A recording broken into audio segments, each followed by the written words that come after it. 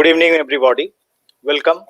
Good. Myself, Dr. Jayant Gaur, convener and moderator of this international symposium. On behalf of Bharatiya Vidya Charcha Kendra and our collaborating organization, Purvasha Eco-helpline Society, would like to thank our participants from different states of India, from north to south and from east to west. I heartily thank our participants from the USA, Canada, Ireland, France, China, and Bangladesh to be with us in this hour of international need. Bharata Vidya Charcha Kendra, an interdisciplinary non-government organization, was set up in the year 2000 by late Professor Bhaskar Chattopadhyay of Department of History, the University of Bardhaman. Is engaged in the task of organizing seminars, workshops, annual conferences, and publishing journals and books for the welfare of students, scholars, teachers, and academicians from different sectors. Our collaborating organization, Purvasha Eco Helpline, is a non-government organization which starts its journey from May 2009, just after ILA.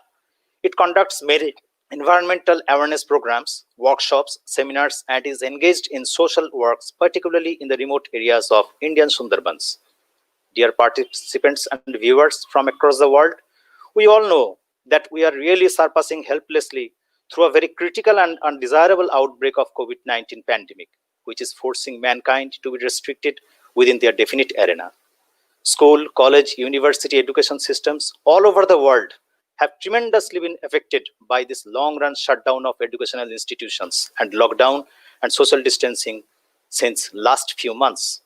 To have a ground level discussion on this burning issue, we are lucky enough to get some of our international think tanks in our symposium. We have tried to keep our potential resource persons from both Eastern and Western world, as well as from most developed countries like the USA and from developing countries like China and India. We are trying also to reduce the increasing technical issues and depressions of the students and teaching community due to the imposed online education systems. And we have also tried to find out the common problems in the developed as well as in developing nations of the world. As a common citizen or as an academician, we must think for a while how to bring hope among the future generation students and teachers to continue our education system in a more depression-less, joyful way so that we can prepare ourselves for any type of pandemic situation in near future. Without delaying so much, I would like to introduce now our honorable speakers. Let me introduce our first speaker, Professor Suparno Banerjee from USA, one of the most developed nations of the Western world. Professor Suparno has done his PhD in English literature from Louisiana State University and worked in the same university as a graduate teaching assistant from 2005 to 2010. He has been an assistant and associate professor in English in Texas State University, USA since 2010 till date. He has illuminated the academic world with his works and has been awarded for excellence in teaching in College of Liberal Arts in 2014 and nominated for the Presidential Award twice for excellence in teaching from the Department of English in 2013 and 2015 in USA. We will also try to know from him how one of the most developed countries like the USA is managing their education system during this pandemic situation. Welcome, sir. Feeling very proud for your kind presence in our symposium. To the next, our second speaker is Uma Shankar Mandal. Welcome, Mr. Uma Shankar Mandal, the mangrove man, the son of the soil of Sundarbans and also an assistant teacher, the founder of Purvasha Eco Helpline. He is one of the heroes of Sundarbans who devoted his entire life in serving the poor and helpless people of Sundarbans during Aila, Fani, Amphan. Under his supervision, 4 lakh mangrove plants have been planted in different remote and inaccessible areas of Sundarbans. His organization works day and night for the welfare of the poor and needy students of Sundarbans when hundreds of people were fighting for their survival during the severe cyclones, floods, and lockdown. Mr. Mandal extended his hands to those helpless and needy students of Indian Sundarbans. Thank you, sir, for joining us.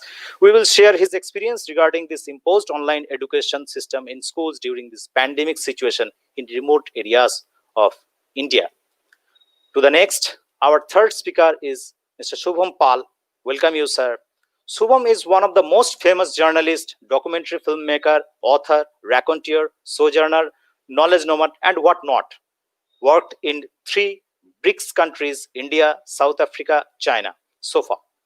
Even Russian embassy welcomes him without a tourist visa for his noble works. As an intrepid traveler, he crisscrossed many territories and countries of Europe and Asia, Australia, South Africa, and destinations such as Mount Everest North Base Camp in Tibet, China, the Great Barrier Reef and Uluru Ayers Rock in Australia, Gobi Desert in Mongolia, Hiroshima and Nagasaki in Japan, and Kruger National Park in South Africa. Being an international journalist, Shubham plays a pivotal role in the integration of ancient cultural bond between China and India. Noted as writer, Shubham wrote on the biography of Sachin Tendulkar and World Quiz and wrote 4 books for HarperCollins. We'll hear from him how China, the epicenter of this pandemic, has managed their education system. We are fortunate that we got such an international personality like you, sir. To the next, our fourth potential speaker is Professor Malay Mukhopadhyay. Professor Malay Mukhopadhyay, professor and former head Department of Geography, Vishwa Bharati, teaching since last 32 years, supervised 19 PhD scholars for their doctoral degree, a geographer with immense passion on river who is accepted worldwide to install marker stones at the source of river Ajay, Kopai, Kunur, Karola, and Kumari. Being a senior professor, he has taken out time for several creations, which include exploratory books on subject-oriented topics, applauding short stories, poems, and novels. Passionately, he spent days with tribal communities like Ungi, Kani, Santal, Apatani, and is well known for trekking along the rivers of India like Tarafeni in 1979, Kopai in 1991, and again in 2017, Ajay in 1995, Mayurakshi in 2000, and River Thames of England in 2012. We will share his experience and philosophical views on how relevant this imposed online education system is to our universities and how the universities and colleges in India are managing their education systems during this pandemic. Now, our think tanks will share their views for 15 to 20 minutes during this session, and at the end of each speech, 5 minutes is allotted for discussions. Before starting this session, I would like to request our dear participants across the world to give your views and suggestions through text responses in this YouTube live streaming program, as your valuable topic-related suggestions also matter to us to reduce the vulnerability in our present education systems during this COVID-19 pandemic. If you want to ask any relevant questions on this issue to the speakers, we request you to type it in the comment box below. Due to time constraints, we are bound to select only 2 to 3 relevant questions for each speakers during this session. So pardon us. Now, I am inviting Professor Suparna Banerjee to give his valuable speech. Please proceed, sir. Thank you, Dr. Gore. And I am also honored and very happy to join today's discussion, which hopefully will be beneficial for everybody. So I will be talking about the imposed online education situation in the US, and I'll share a PowerPoint slideshow, which hopefully will be helpful during the talk. So let me just share this quickly, and then we'll proceed.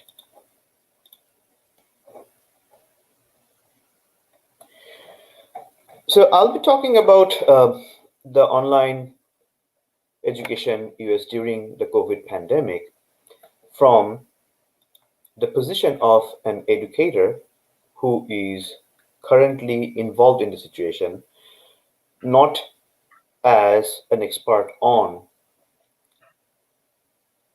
education policies. Okay, but when Dr. Gore asked me to talk about it, his point was mainly to explain how people who are directly involved in these situations, and to bring forward their own perceptions, etc., etc. So, as he mentioned, I am involved in higher education sector in the US, which has taken a huge heat during the pandemic. And it's not only the higher education sector which is affected, but also K through 12, which is kindergarten through high school, which have taken a huge, um, it's a huge problem for everybody. So I'll be talking about both of them, but primarily my concern is higher education, with which I'm directly involved. As of yesterday, US has the highest number of COVID cases, which stands just short of 5 million, and the highest number of deaths, which is around more than 160,000 people, according to Johns Hopkins Coronavirus Research Center. And the pandemic is still surging. I am in the state of Texas, which is one of the hot spots in the country. There are other places like Florida, California, where the outbreak is even worse, but Texas also has suffered a lot. And when you put that together with the role that US plays in international education, things starts becoming clearer why this is such a big issue. So United States has the second largest number of universities in the world and has the most number of top 100 ranked universities and plays host to the largest number of international students in the world, by which I mean people come to study in the US from all over the world. Uh, so when we look at the American education system, it is the case in most places in the world. It's not unique in the US, but the problem gets magnified. Now, one other thing I'd like to touch upon before getting into the situation that COVID-19 created is how online education was used or looked at even before the COVID-19 started. So it's not completely new thing in the US. It has been gaining ground for several years. I would say at least from the last 10 years, online education has become a pretty important part of higher education system. But it was never the primary mode of education. Um, it was mostly a supplement to traditional face-to-face education, that is in-class education. And in mostly the non-primary degrees, by which I mean vocational degrees or an add-on thing. So there has been a growing demand of alternative online delivery of courses, specifically for people who require flexibilities in their learning schedules and things like that. So it has been growing. It's not something completely new. And hence, technologically, I would say developed nations like United States were probably a little more prepared, but I'm saying a little more because it was never supposed to be a completely single source of education, which has completely changed since March. From the second week of March, mostly all over US, this became online education became the primary mode which could be utilized to deliver educational contents to the students. When you take a look at the differences between the two modes, the problems of online education as well as the benefits will become clear in this specifically this kind of scenario. So whatever I'm talking about, keeping in mind is the unique situation that we are going through now. But I also want to point out that my comments are primarily limited to the American context. There are similarities all over the world, mostly in the industrialized nations of the world. like in Europe or North America, or even in East Asia. Um, but still, it's primarily applicable to US. So if you look at the two modes of education, face-to-face is generally synchronous, as in we are present at the same time. By we, I mean the educator or teacher and the students, they're present at the same time and the same place, and the interactions happen in real time. That is, I'm talking, my students are listening, we are participating, we gesture, we interact a lot more freely. And as teachers, again, I have not been a student in an online classroom, so my student perception is limited from my interaction with students, which I do have some because I did ask for their feedback. And before I go in, let me just put forward one other information.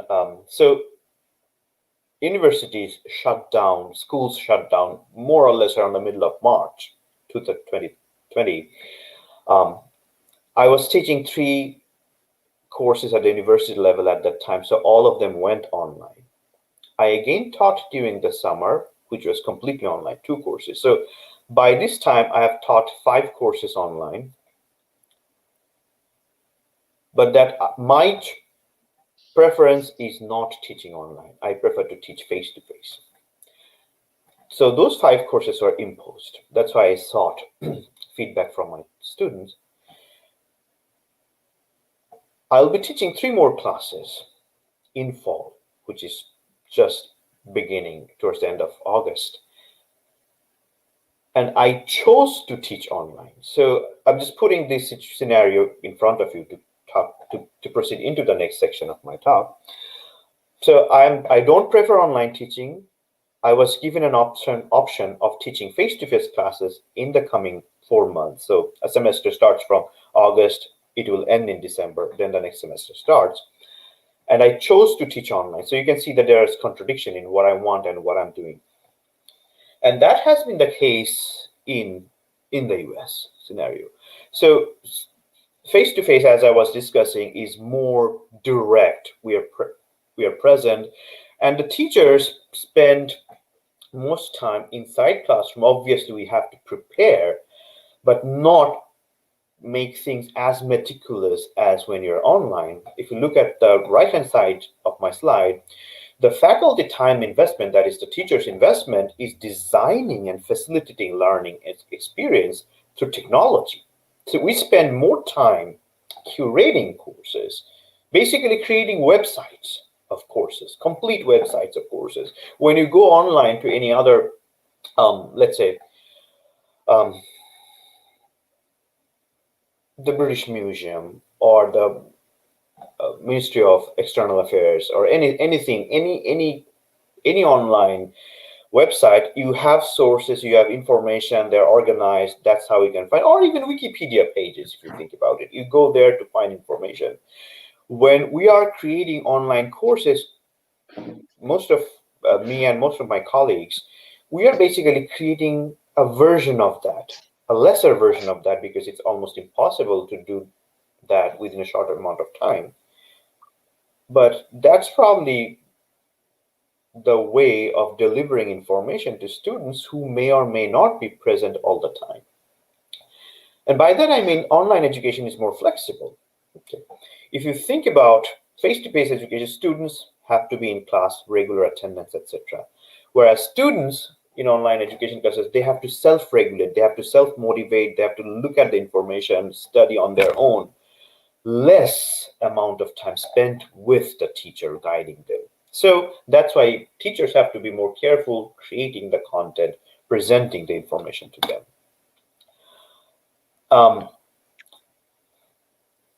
But on the other hand, if you look at it, students have the flexibility to engage with the material. So they don't have to be there. Sometimes online courses are synchronous, like what we're doing now is synchronous. We are talking, the viewers are listening. So we do those things in online classes as well, but it's a mixed component. Online classes are completely technology dependent. So if you think about it, teachers have to learn, students have to learn the technology. So it's not only the matter of expertise in the topic. So I'm an English professor. So when I'm teaching online classes, it's not only the matter of me knowing my literature or language content, but I have to be an expert on how to operate the systems like Zoom, Canvas, StreamYard, Microsoft Teams, all of those things. So it's a double sort of double labor. So is evaluation. So this what I'm talking about, it's applicable to online education in general, but if you put together it with the COVID-19 scenario, it's as important. So that's why I'm spending some time on it. And for the students too, it becomes a specific kind of situation in which they have to be directly present in class, but sometimes they can also be flexible, they can work, which is important. So we'll talk about those things a little bit, but those were the main ways that online education differs from face-to-face education. Now, before we go to the next phase of my discussion, I would like to point out that in the US, even when we are doing face-to-face education, there is always a little bit of an online component, in the sense that after we're done in the classroom, it's just true. I guess it's true for most other places now. Um, I know in India, WhatsApp or other messaging phone systems are utilized to communicate between teachers and students. But this thing is a little bit more elaborate. We always have a course management system, a program through which teachers and students communicate. We put materials online so that students can access, etc., etc. So if I'm teaching a class, I will be putting this slide that I'm using today in online mode, so students would be able to access. So in a sense, if K through 12, that is high school, and from kindergarten to high school, they also do those things. And obviously everywhere there is homework, so those are non-synchronous. So US was, I would say, a little more prepared to turn to online because their systems were already existent, so it's not completely unheard of. But when you look at the effect of COVID on US education system, you can see I have some information here. This Dr. Martel looked at the situation in spring. 96% of the universities canceled face-to-face classes and moved online. Over American Schools and Universities Journal mentioned that 124,000 schools closed campuses in March. And schools are just opening at this moment. So things have not started completely. Summer was online. So you can see the magnitude of the shift to online and the number of people affected. Many schools are still persisting, and the fall openings are completely chaotic. And I say this because there's not a coherent response at this moment. Many schools have, and there are, so the people who prefer online classes, they have their logic. Face-to-face classes, they have their own logic. So it's not like that one group is completely irrational, the other group is rational. There are benefits and problems on both sides. Some universities are implementing mixed methods. My university are implementing mixed method in the sense that anybody who wants to go online can go online, who wants to participate in face-to-face can do that. But most people are moving online in my university. And you can see like US government is preferring to go face-to-face classes because there are several problems which we'll talk about in a minute or two. Whereas the faculty and teachers organizations are mostly opposed to reopening face-to-face classes. So if you look at the problems of online education, it will become clear why that is the scenario. According to Brookings Institution, learning retention suffers a lot for younger children if we don't have face-to-face classes. And that's what's happening in the US right now. Sometime I'll just show you this chart or graph rather. So this portion shows the knowledge loss in mathematics and reading. They have other subjects as well, but just want to show you. So this is when the school closed this year. This is the typically the last day of closing, and this shows the sliding of knowledge. So this is retention, this is loss of knowledge, but this is the projected loss of knowledge for people due to extended closing and possibly moving online. So this is a problem. But there are other things not only directly involved with um, education and retention. Sometimes students lack proper home environment to continue their education. There's food insecurity, like in India, high schools or K to school system plays a major role in providing food for students and mental health services. So all of these are suffering, and specifically in the lower income groups who do not have access to technology as much as um, the other groups. So it's a problem. Definitely, it's a huge problem because if you don't have technology, you are falling behind. I think I should probably move a little faster. And then there's a psychological problem: anxiety, isolation, depression. All of these are real issues. Um, I guess all of these are real issues everywhere in the world. So it will be an issue. This will be an issue, and this affects students and teachers and parents, all of them.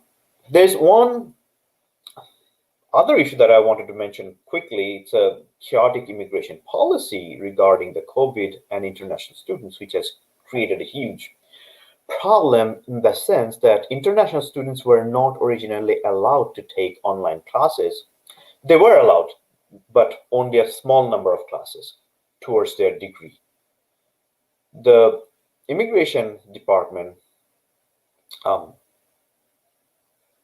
generously reversed that or suspended that policy during the pandemic.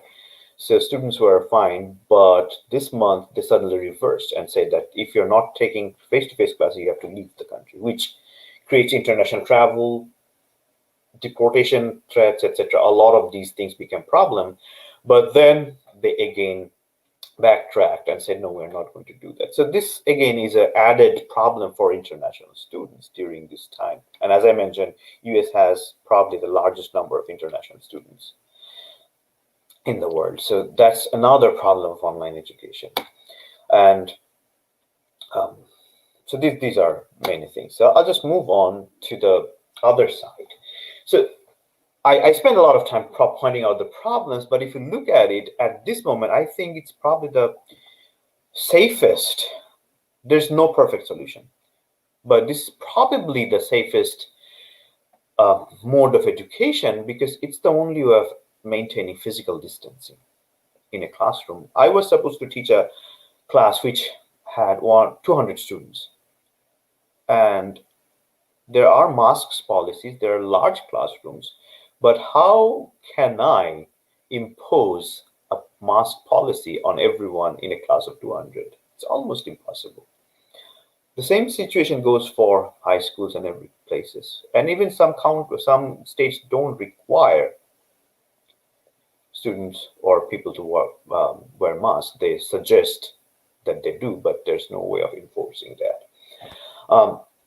So there's always a chance of contraction.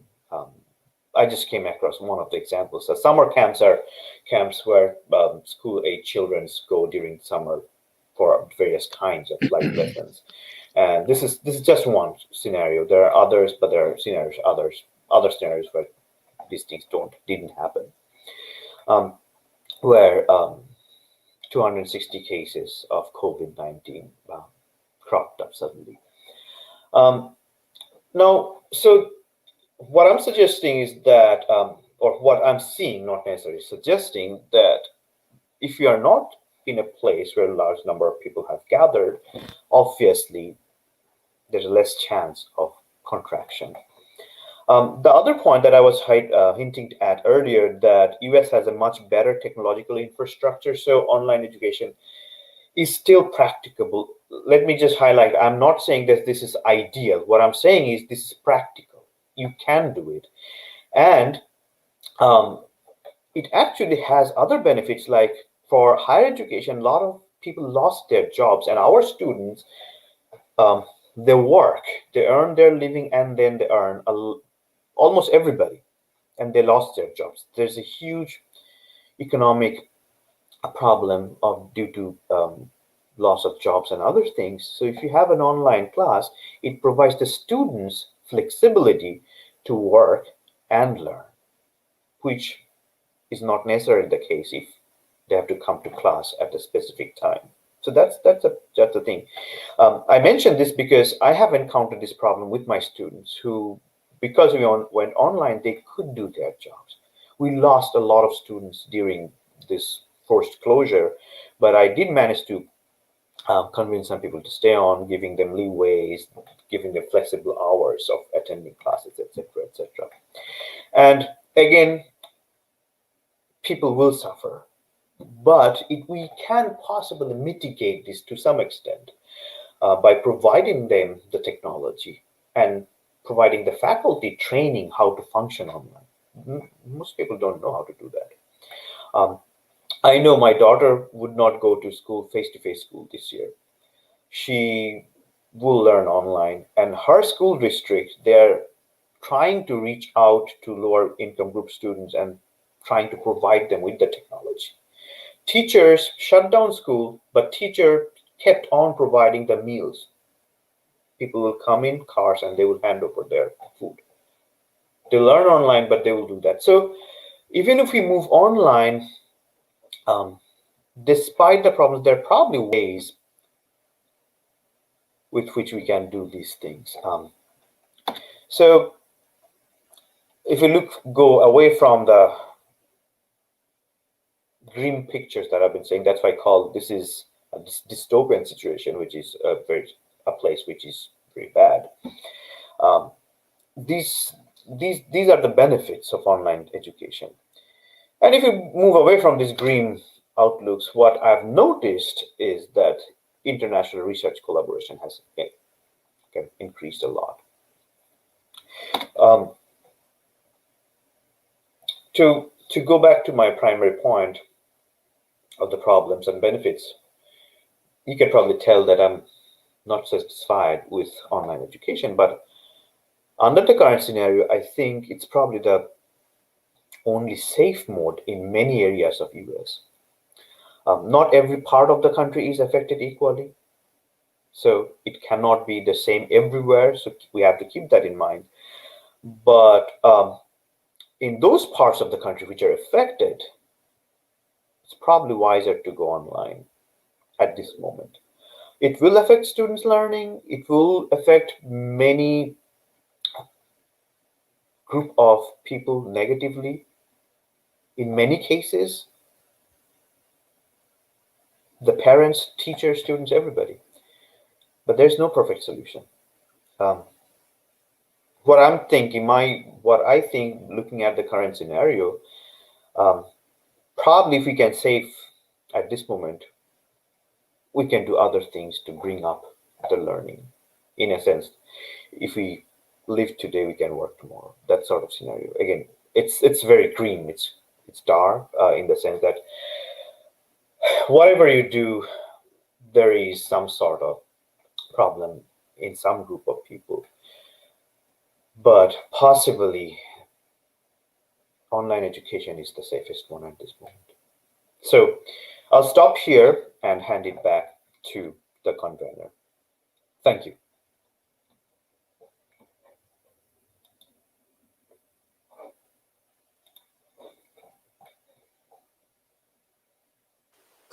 Uh, Thank you, Professor Supurno. We are very much thankful to you for your suggestions and for your perception on this issue. And I would like to ask you one thing, that what steps are being taken by developed nations like the USA to develop the mental health of the students and to reduce the mental depressions of both students and teachers during this pandemic situation who are not so acquainted with the online systems? If you focus on this, sir. That's a very, very good question, because the mental health issue, as I suggested, is a major problem. If you think about it, people are isolated. They're they're completely cut off from people, which leads to, and I think that's the situation everywhere. Now, in the US, mental health is generally taken seriously, a lot more seriously, maybe than some other places. Maybe. Again, I can't comment on other places, so I should not. But I can say that every university has mental health counseling services and all those things, and they are functioning. So it's not like that they're not trying to do it. I just looked at my our university's mental health counseling. I'll just quickly show you their web page. I probably can't, because it's the same window. Anyway, so they continue to function. They're offering psychiatry services online through Zoom. So you can see the irony here. You have to utilize online counseling services to get out of your depression and all those things. But as I say, that medicine has moved to online, telemedicine and things like that. Even in India, I know my parents are consulting their doctors over phone, WhatsApp, and other video services. So it's the same here, but they are also doing face-to-face appointments, not like they're not doing it. And many universities are doing the same thing. So there is an infrastructure trying to help students, faculty, but I'm not so much aware about the K through 12, that is kindergarten to high school scenario, what they're doing. But I know teachers play a major role in student health. They counsel people, they advise students, they keep them on track.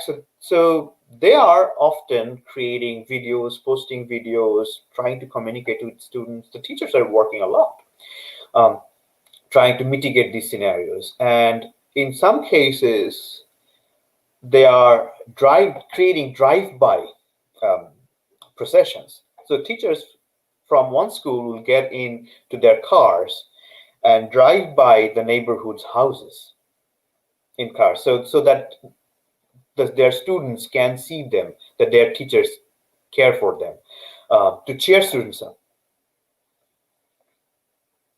I can't hear. I think you have to unmute. Professor Soumitra Roy, another participant from our symposium, there is a question for Dr. Banerjee. Is it possible that when classroom teaching does resume, will the new normal be a mix of face-to-face teaching and online teaching, keeping in mind of mind health issues? If you please. That's a very pertinent question. That is something that's being asked, and nobody really has a clear answer. But I guess you're right,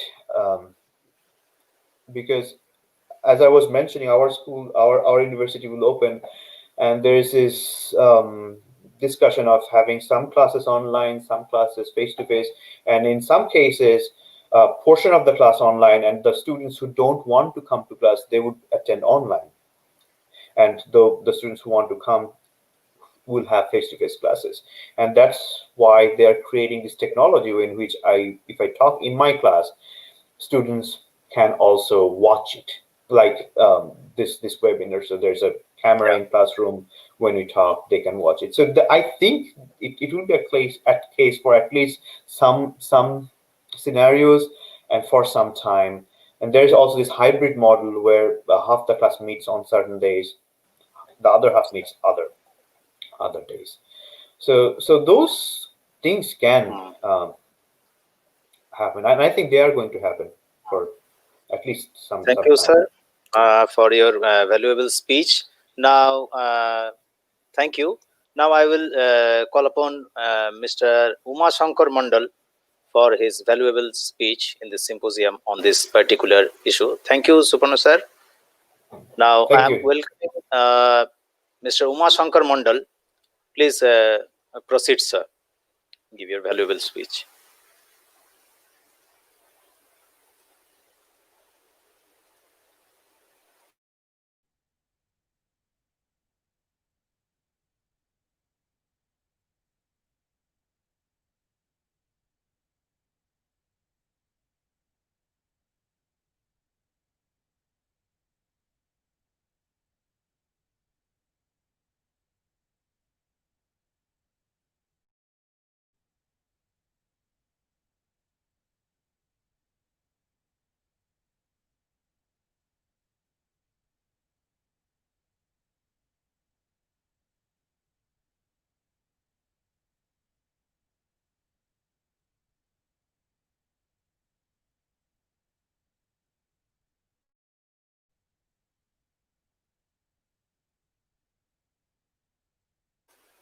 Sir, you are not audible, sir.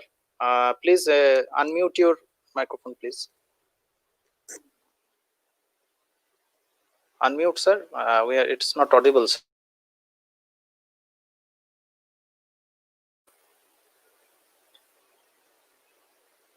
Sir, unmute, please.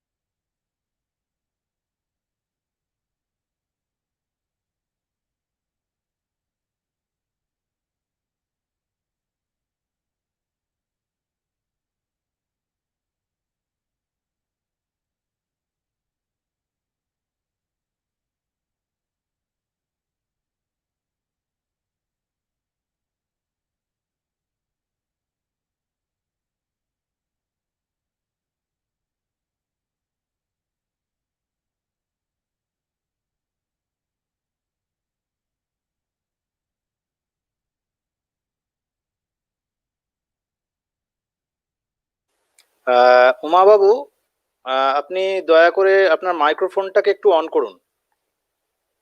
আপনার এখান থেকে ঠিক শুনতে পাচ্ছি না,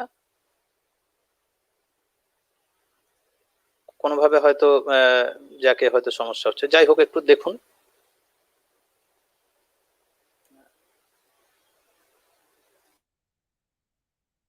No, it's not audible.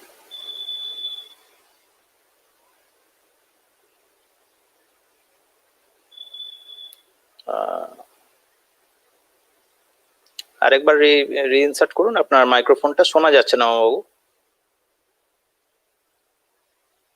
Okay, friends, we are having some technical issues.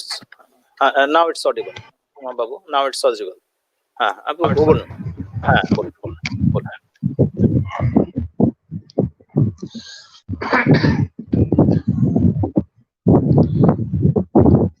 আসলে ভারতে অসংখ্য নিম্ন মধ্যবিত্ত পড়ুয়া আছে, যেটা বিদ্যালয়মুখী হওয়ার জন্য একটা মূল কারণ আমরা লক্ষ্য করতে পারি, সেটা হলো দুপুরের খাবার এবং স্বাস্থ্য, খাদ্য, জীবিকা সুনিশ্চিত করা যেমন জরুরি, পাশাপাশি কিন্তু ভারতবর্ষের এই 23 কোটি পড়ুয়ার ভবিষ্যৎ নিয়েও কিন্তু আমরা খুবই চিন্তিত।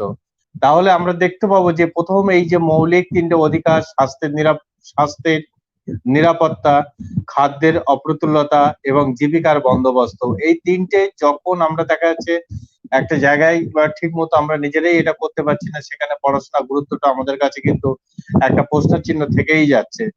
তারপরে দেখা যাচ্ছে প্রাথমিক, মাধ্যমিক এবং উচ্চ মাধ্যমিকে যে পড়াশোনা ঠিক কতটা বা কিভাবে এগোবে সেটাও আমাদের কাছে অনিশ্চিত হয়ে যাচ্ছে। শিক্ষা প্রতিষ্ঠানগুলো হঠাৎ করে দেখা যাচ্ছে বন্ধ হয়ে গেল, সেটাও কিন্তু একটা সমস্যার ব্যাপার হয়ে গেল। আমাদের পশ্চিমবঙ্গের ক্ষেত্রে যদি আমরা বলি, তাহলে দেখবো যে উচ্চ মাধ্যমিকের যে পরীক্ষা, সেই পরীক্ষাও বন্ধ হয়ে গেল। তো এই যে সব মিলিয়ে দেখা যাচ্ছে একটা কেমন যেন আমরা দিশাহীন ভাবে দৌড়ে বেড়াচ্ছি।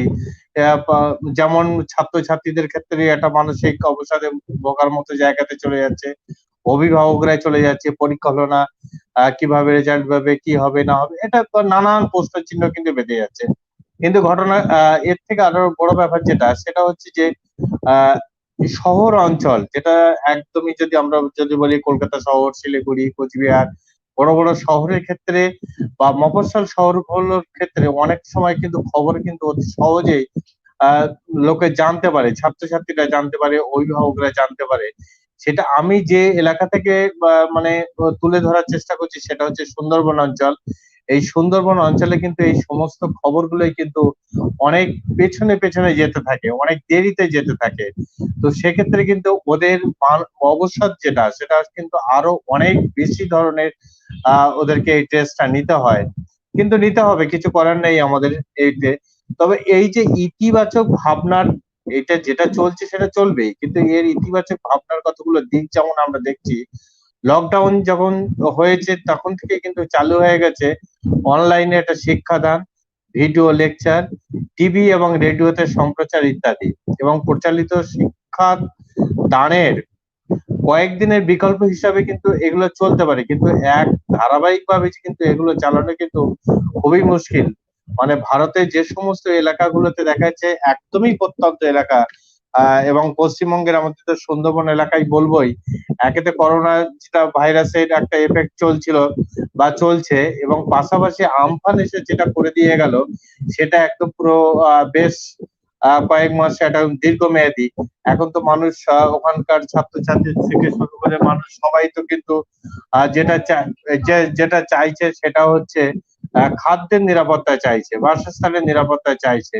এই সমস্ত যে সামাজিক নিরাপত্তা গুলো যদি তারা না পায়, তাহলে সেক্ষেত্রে তারা কি করবে?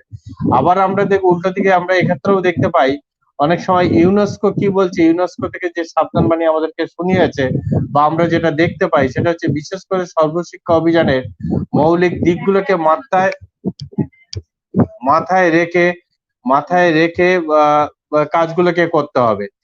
যেমন ছাত্রছাত্রীকে ডিজিটাল দুনিয়ার সঙ্গে পরিচিত হতে গেলে যে প্রয়োজন, উচ্চ গতিসম্পন্ন একটা ইন্টারনেটের সংযোগ দরকার, সেই মানে ইন্টারনেট সংযোগগুলো কিন্তু সুন্দরবন অঞ্চলে তেমন ভাবে কিন্তু নাই। তাহলে তাদেরকে কি করতে হবে, তাদেরকে ইন্টারনেটে যদি আমরা সেই ব্যবহারটা না করতে পারি, তাহলে কিন্তু তাদের কাছে আমরা এই পরিষেবাটা, অনলাইন যে পরিষেবা, সেই পরিষেবাটা কিন্তু আমরা পৌঁছে দিতে পারবো না। আর আরেকটা ব্যাপার হচ্ছে যেটা এ তো গেল আপনাদের মানে আমাদের চিন্তা ভাবনা, এবং গ্রাম অঞ্চলের ক্ষেত্রে যেগুলো হয়, যে ল্যাবরেটরির ক্ষেত্রেও যে কাজকর্মগুলো করা হয়, সেইগুলো কিন্তু তারা হাতে কলমে করতে পারছে, হাতে কলমে থেকে দূরস্থ, তারা অনলাইনে কারোর সঙ্গে কারো যোগাযোগ করাটাই তাদের কাছে কিন্তু একটা বেশ দুর্বিষহ মতো হয়ে গেছে। আর একদম নিম্ন আমরা বলতে পারি স্কুল, যেটা 8 পর্যন্ত, সেই সমস্ত 8 এর ছেলে মেয়েরা অধিকাংশ কিন্তু মিড ডে মিল কিন্তু একটা বড় ব্যাপার, সেই মিড ডে মিলের জন্য কিন্তু সেখানকার ছেলে মেয়েরা স্কুলের অভিমুখী হয়, সেইটা কিন্তু এখানে আমরা অনলাইন হওয়ার জন্য ছেলেমেয়েরা কিন্তু অনেকটাই ইন্টারেস্ট অনলাইন, মানে ওই গ্রাম অঞ্চলে কিন্তু হচ্ছে না। ঠিক এই পরিস্থিতিতে তাহলে কি করা যেতে পারে? এই পরিস্থিতিতে কিন্তু আহ এখন যোগাযোগ করতে হবে, ফোনে আসতে যোগাযোগ করে তাদেরকে এই প্ল্যাটফর্মে হয়তো নিয়ে আসতে হবে, কিন্তু ঠিক কতদিন চলবে, কিভাবে চলবে, সেটা কিন্তু খুবই সমস্যাজনক ব্যাপার। আর একটা ব্যাপার হচ্ছে যেটা অনেক সময় কি হয়, যেটা আমি গ্রামের ক্ষেত্রেও দেখলাম, বিভিন্ন রকম সবাইকে অভিভাবকরা বলছে, এই যে পরীক্ষা দেওয়ার ব্যাপারটা, হ্যাঁ, অনেকেই গার্জেন বলছে যে কি পরীক্ষা দিয়ে এলি তুই, এবার কি পরীক্ষা দিয়ে এলি মানে ছেলে তো বোঝাতে পারছে না বাবাকে, বাবা হয়তো পড়াশোনা জানে না, বলছে এই পরীক্ষা মানে হচ্ছে যে একটা জায়গা থেকে আর একটা জায়গাতে গিয়ে যে পরীক্ষা দেওয়া, নতুন একটা স্কুলে যাওয়া, নতুন একটা পরিবেশে যাওয়া, সেই নতুন পরিবেশে গিয়ে বেঞ্চে বসা, তার সিট নাম্বার বা রোল নাম্বার খুঁজে বার করা, এই যে একটা অভিযোজনের কাজ, সেই অভিযোজনের কাজ কিন্তু যেহেতু হচ্ছে না, এবং তার জন্য কিন্তু ছেলে মেয়েরা হয়তো দেখা যাচ্ছে তার অনেকটা বেশি আপডেটেড পড়াশোনাতে, কিন্তু তাদের অভিভাবকরা কিন্তু এই বিষয়টা কিন্তু সহজে মেনে নিতে পারছে না। বিশেষ করে গ্রামাঞ্চলের দিকে, একদম রিমোট গ্রামাঞ্চল, সেই সমস্ত এলাকার ক্ষেত্রে কিন্তু এটা কিন্তু একটা বেশ মানে ছেলে কি পরীক্ষা দিয়ে এলো, মানে বা কি পরীক্ষা দিচ্ছে, এই প্রশ্ন চিহ্নগুলো কিন্তু একটু থেকেই যাচ্ছে। তবে এই ব্যাপারটা মনে হচ্ছে আরো সড়গড় করতে কিন্তু অনেক বেশি সময় লেগে যাবে, একটু লাগবেই, কারণ যেহেতু ব্যাপারটা একেবারেই নতুন, এবং আমাদের কাছেও বেশ, আমরা টেকনোলজিতে হয়তো আরো ডেভেলপ করতে পারে, ছেলে মেয়েদের ক্ষেত্রে অনেক সুবিধা হবে, আস্তে আস্তে হয়ে যাবে, এটা তো সমস্যার কোনো কারণ নেই। তবে এই যে হু এর পরামর্শদাতারা যেটা বলছেন ওনারা, তাদের মূল বক্তব্য হলো যে দেশ বিদেশ থেকে সমস্ত মানুষকে এই কোভিড সংক্রমণের ওপরে সঙ্গে সতর্ক থাকতে হবে এবং প্রস্তুত থাকতে হবে। খুব তাড়াতাড়ি কিন্তু এই জীবাণু বিশ্ব থেকে বিলীন হয়ে কিন্তু যাওয়ার সম্ভাবনা অত্যন্ত ক্ষীণ। তাহলে ব্যক্তি, মানুষ এবং সমষ্টিগত ভাবেই কিন্তু এই ভাইরাসকে রোখার কথা যেমন ভাবতে হবে, এবং এটাই হচ্ছে কোভিড এর একটা প্রস্তুত বা প্রস্তুতি বলা যেতে পারে। এটাই একটা সমাজ ব্যবস্থার মধ্যে চলবে, এটা আমাদেরকে নিয়ে চলতেই হবে। তার সঙ্গেও কিন্তু আমাদের এই তিনটে মৌলিক অধিকারের পাশাপাশি পড়াশোনাটাকে গুরুত্ব দিতে হবে এবং প্রান্তিক লোকগুলোকে কিন্তু আগে বোঝাতে হবে, বোঝানোর পরে কিন্তু তাদেরকে এই অনলাইন ব্যাপারটা নিয়ে আসতে হবে। তবে এই অনলাইন ব্যাপারে আসার জন্য যে ঘটনাগুলো উঠে এসছে, আমার কাছে বেশ কিছু তথ্য উঠে এসছে। সুন্দরবনে একজন আমাকে হঠাৎ করে একটা ফোন করে বলল যে কি মোবাইল কেনা যেতে পারে। আমি বললাম যে, আমি একটা নাম বললাম মোবাইলে, বলার সঙ্গে সঙ্গে দেখা যাচ্ছে যে উনি তখন বললেন দাম কত, আমি তখন দামটাও ওনাকে বললাম এবং শুনলাম যে মনে হয় সম্ভবত 2 থেকে 3 দিন বাদে তার মায়ের কানের দুলটাকে বন্ধ রেখে তার ছেলেকে মোবাইল কিনে দিয়েছে অনলাইন ক্লাস করার জন্য। তাহলে বিষয়টা ভাবুন যে কোন জায়গাতে পৌঁছেছে। এবং আমি কিছুদিন আগেও একটা নিউজ পেপারে দেখেছিলাম, সিমলাতে তার বাচ্চা 2 তে এবং 3 তে পড়ে এবং তার মোবাইল কেনার জন্য তারকে যে গরুটা ছিল তার আয়ের একমাত্র উৎস, সেই গরুটাকেও তাকে বিক্রি করতে হয়েছিল। তো এটা হচ্ছে এক ধরনের একটা দিক। এরকম তো সুন্দরবনেও বেশ প্রচুর ঘটনা এরকম মাঝে মাঝে উঠে আসছে। তবে অতি সাম্প্রতিক আমি কতগুলো ওখানে থেকে তথ্য তুলে নিয়ে এসেছি। যেমন ওখানে বেশ কিছু লোকের এবং ছাত্রছাত্রীদের কথা অনুযায়ী যে এই অনলাইন শিক্ষা মাধ্যম কিন্তু মধ্যমানের শিক্ষার্থীদেরকে অনীহার সৃষ্টি করছে। ওখানকার যে আমি কিছু তথ্য পেয়েছি, সেই তথ্য অনুযায়ী আপনাদেরকে আহ মানে বলছি বক্তব্যগুলো আর কি। দ্বিতীয়ত হচ্ছে যে এই সাধারণ মানের পড়ুয়াদের কাছে প্রত্যক্ষ শিক্ষা ছিল সবচেয়ে সহজ মাধ্যম। মানে ক্লাসেই যদি তারা এই মধ্যম মানের বা শিক্ষার্থীরা যদি পড়াশোনা করতো, তাহলে দেখা যাচ্ছে অতি সহজে তারা কিন্তু মনে পড়াশোনাটা, মানে অনলাইন পড়াশোনাটা তাদের কাছে কিন্তু অনেক কঠিন হয়, মানে কঠিন হয়ে যাচ্ছে।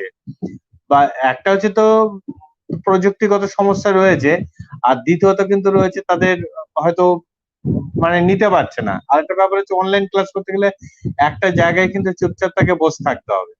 কখনো নেট পাওয়া যাচ্ছে, কখনো নেটের যে কানেকশন পাওয়া যাচ্ছে না। আমি কালকে রাতে একজনকে ফোন করেছিলাম, ফোন করার পরে সে আমাকে বললো দাঁড়ান দাদা আমি বাঁশতলায় যাই। মানে বাঁশতলায় গেলে সে ইন্টারনেটটা পাবে। মানে বিষয়টা হচ্ছে মানে কাউকে যদি ফোন করি সে বলেছে দাঁড়ান আমি রাস্তার উপরে যাই। আবার কেউ যদি লঞ্চে থাকে ভাটার সময়, তখন সে আবার কোন ক্রমে যদি একবার সে লাইনটা পায়, তখন বলে কি দাদা জোয়ার হলে আপনাকে আমি ফোন করবো। তার মানে ব্যাপারটা বুঝতে পারছেন যে এই রকম প্রত্যন্ত এলাকাগুলোতে অনলাইন শিক্ষা ব্যবস্থা মানে কতটা মানে পরিচালনা করা যেতে পারে, সেটা কিন্তু বেশ দুর্বিষহ হয়ে উঠছে। মানে এটা এইভাবে করাটা মনে খুবই সমস্যার ব্যাপার। হয়তো হাই স্পিড ইন্টারনেট না থাকলে এটা করা কিন্তু যাওয়া যাবে বলে মনে হয় না। আর গেলেও হয়তো কিছুদিন যাবে, এরপরে হয়তো ছেলেমেয়েরা আরো অনীহা হারিয়ে ফেলবে। আর একটা ব্যাপার হচ্ছে ক্লাসের 40 মিনিট যে যখন শিক্ষক তার ছাত্রছাত্রীদের সঙ্গে যে পড়াশোনার ব্যাপারটা চালিয়ে যান, তার যে বৌদ্ধিক একটা মানসিক বিকাশের সহায়তা করে, সেটা কিন্তু ওখানে করা যায়। আর এই মানে ক্লাস ক্ষেত্রে করা যায়, কিন্তু এখানে কিন্তু সেটা করা যাচ্ছে না, সেটা বোঝাও যাচ্ছে না ছেলেমেয়েরা কি করছে। ও মানে মাস্টাররা পড়াচ্ছেন, দিদিমণিরা পড়াচ্ছেন, আর ওপারে যে ছেলেমেয়েরা কি করছে সেটা কিন্তু বোঝা কিন্তু খুবই দুর্বিষহ। তারপর কি হচ্ছে, মাস্টারমশাইয়ের ক্লাসে অনেক সময় দিদিমণিরা কি করে যে ও পড়া করছে না, ওর মনোযোগ নেই, ওকে সঙ্গে সঙ্গে ধরা হলো, ধরে কিছু একটা বলা হলো, সঙ্গে সঙ্গে সে হতে বিষয়টা রিকভারি করে নিল। কিন্তু এইটা মানে খুব তাড়াতাড়ি দেখতে হবে যে এগুলোকে কিভাবে সমাধান করা যেতে পারে। আর অনলাইন, আবার অনেকেই এটা বলছে যে অনলাইন শিক্ষা কিন্তু এখন সবচেয়ে ভালো একটা মাধ্যম চালু হয়েছে এবং এতে কিন্তু ছেলেমেয়েরাও আরো দেখা যাচ্ছে অনেক বেশি মোবাইল এবং কম্পিউটারে অনেক কিছু শিখতে পারছে, সেটাও আবার কিন্তু সুন্দরবন অঞ্চলের অনেক অভিভাবকদের কিন্তু শিক্ষা কিন্তু এটা তার মধ্যে কিন্তু এটা উঠে আসছে। তাহলে এর মধ্যে আবার দেখা যাচ্ছে কিছু অসুবিধাও কিন্তু আমাদের মধ্যেও লক্ষ্য করাও গেছে। সেটা প্রথম অসুবিধা মনে হয়েছে যেটা, সেটা কিন্তু এই যে সকলের আর্থিক অবস্থা কিন্তু একদমই সমান নয়। মানে এই যে ল্যাপটপ, ডেস্কটপ বা উচ্চমানের যে স্মার্টফোন যে ব্যবহার করা, সেইটা কিন্তু সবার সামর্থ্য নেই। বা হাই স্পিড নেট, এই যে নেটের প্যাক গুলো ও মানে বেশ ভালো টাকায় 400 টাকা বা 500 টাকা বা 600 টাকা যে প্যাক মারা, সেটা ক্ষমতাও কিন্তু অনেকের নেই। আবার শ্রেণীকক্ষে শিক্ষক শিক্ষার্থীদের মধ্যে যে নিবিড় সম্পর্কটা গড়ে ওঠে, সেখানে কিন্তু প্রাতিষ্ঠানিক ভাবে না থাকার জন্য সেই সম্পর্কটা গড়ে থাকা যাচ্ছে না। তাই এই ভাবের যে আদান প্রদান, সেই ভাবের আদান প্রদানটা কিন্তু অনলাইনের মধ্যে তৈরি করা যাচ্ছে না। আর প্রত্যেক শিক্ষার্থীর প্রতিক্রিয়া বুঝতে পারা সম্ভব হয় না শিক্ষক মশাইয়ের পক্ষে, মানে যেহেতু দূরে থাকেন সেক্ষেত্রে বোঝা সম্ভব নয়, যার ফলে কিন্তু সে মনোযোগ হারিয়ে ফেলছে। তবুও চেষ্টা করতে হবে এখন যে পরিস্থিতিতে আমরা রয়েছি, সেই পরিস্থিতিতে এই অনলাইন এডুকেশনের মাধ্যমে শিক্ষার্থীদেরকে আরো কাছে এগিয়ে নিয়ে আসার জন্য। তবে আশা করা যেতে পারে খুব তাড়াতাড়ি হয়তো আমরা এই সমস্যার সমাধান থেকে বেরিয়ে আসতে পারবো এবং হয়তো আবার সবাই স্বাভাবিক হয়ে যাবে। স্বাভাবিকভাবে নতুন ভাবে আমরা নতুন পৃথিবীকে আবার দেখবো। সবাইকে ধন্যবাদ। ধন্যবাদ উমাশঙ্কর বাবু। Thank you, Mr. Umashankar Mondal. Those who are outside from Bengal, they were maybe unable to understand your speech. But in brief, I am telling that he has highlighted so many drawbacks of this online education, and there is lots of disparity between the rural and urban education system, as we all know. And Sundarban is such a region that it faces annual cyclones and floods. So many problems are there. So it's quite difficult to introduce the online education. We have to think an alternative way, or we must have some discussions over that, how to arrange some facilities to those students. Otherwise, a huge section of the society will become illiterate, particularly what we can say technologically illiterate. So that will bring menace to the poor people, as they will not be able to take the facilities of the education there, proper education, what the private schools and organizations are giving in towns and cities and metropolitan areas. So thank you, Umashankar Mondal Mahashay. I will ask you one or two questions. That is, in Bengali I am speaking. যারা দুবেলা দুমুঠো খেতে পায় না, যেখানে internet যোগাযোগ বিচ্ছিন্ন, সেখানে কিভাবে ছাত্রছাত্রীদের অনলাইন এডুকেশনের বিকল্প সুযোগ দেওয়া যেতে পারে? বিকল্পটা কি হতে পারে? মানে আমরা আপনার কাছ থেকে জানতে চাইছি বিকল্প কি কি হতে পারে, আর কতটা যদি অনলাইন করা হয় কতটা মনোগ্রাহী বা আনন্দদায়ক করা যেতে পারে, বাস্তবে কতটা করা যেতে পারে এই মুহূর্তে আমরা না, অনেক সময় এই যে যারা একটু উচ্চ মেধা সম্পন্ন ছাত্রছাত্রী, তারা হয়তো বিষয়টাকে সহজে নিয়ে নিচ্ছে, কিন্তু মধ্য মেধা সম্পন্ন ছাত্রছাত্রী বা তার থেকে নিম্ন যেটা মেধা, আমরা যেটা মানে আমরা স্কুলের ক্ষেত্রে যেটা দেখি যে 25 থেকে 35-40 পেয়ে যারা পাস করে, সেই সমস্ত ছেলে মেয়েদের কিন্তু এদেরকে এই আঙিনা নিয়ে আসাটা খুব মুশকিল। কারণ তারা কিন্তু খুব মানে এরা এই শিক্ষকের দ্বারাই খুব ভালোভাবে পরিচালিত হয় ক্লাসরুমে। এদের কিন্তু এটা খুব সমস্যা। বিকল্প আমরা কি কি পেতে পারি? মানে বিকল্প হিসেবে কিছু ভাবনা বিকল্প বলতে বিকল্প এক হতে পারে ওই ভিডিওর মাধ্যমে। হ্যাঁ, না ভিডিও অডিও এগুলো তো চলছেই। আর একটা হতে পারে যে এদের পুরো একটা ডাটা ব্যাংক তৈরি করে, মানে যারা যে স্কুলে পড়ান ডাটা ব্যাংক তৈরি করে ছাত্রছাত্রীদের সঙ্গে ফোন করে তাদের সঙ্গে যদি একটা কমিউনিকেট করা যায়, তাদের গার্জেন গুলোকে যদি বোঝানো যায়, তাহলে কিন্তু বিষয়টা হচ্ছে কি, সেই গার্জেনকে বোঝানো হলো সবই ঠিক আছে, তারপর যখনই সকালে হলো তখন সেই রুটি রোজগারের ব্যাপারটা চলে একটা মানে সেই হাওয়া, বাইরের হাওয়াটা দেখাচ্ছে পড়াশোনার মধ্যে ঢুকে গিয়ে কিন্তু আবার নষ্ট হয়ে গেল। এটা কিন্তু আমি একদম বাস্তব চোখের সামনে পুরো দেখতে পাচ্ছি একদম। ঠিক আছে, অনেক ধন্যবাদ আপনাকে উমাশঙ্কর মন্ডল মহাশয়।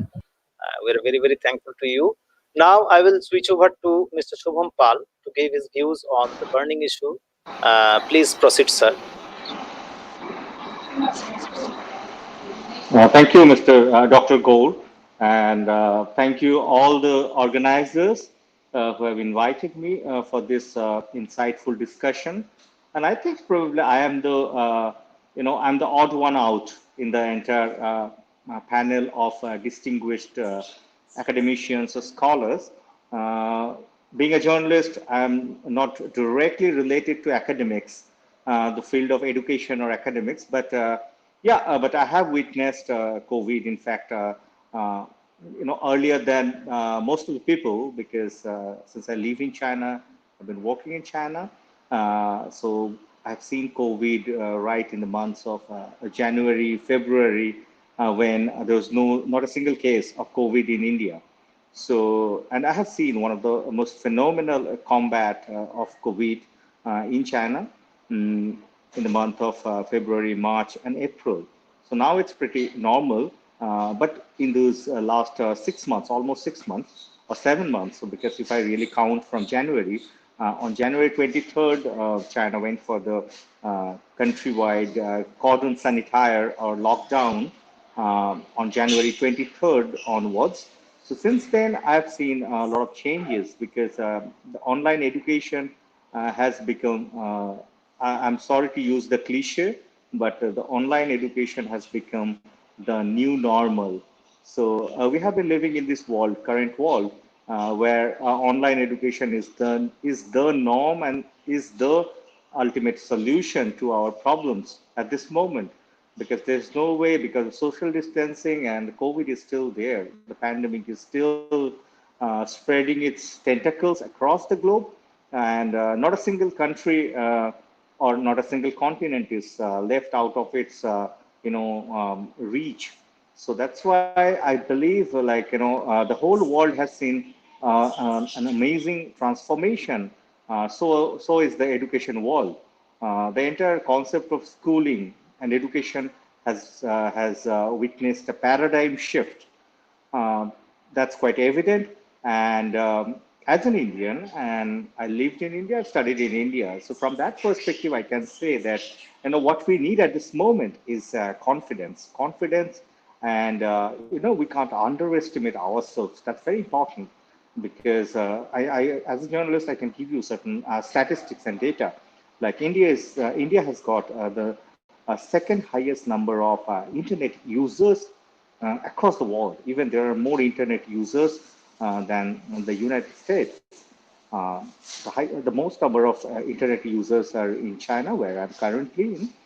So there are close to 1.3 billion internet users. So there is a massive digital penetration in China. And after that, India has got 560 million internet users.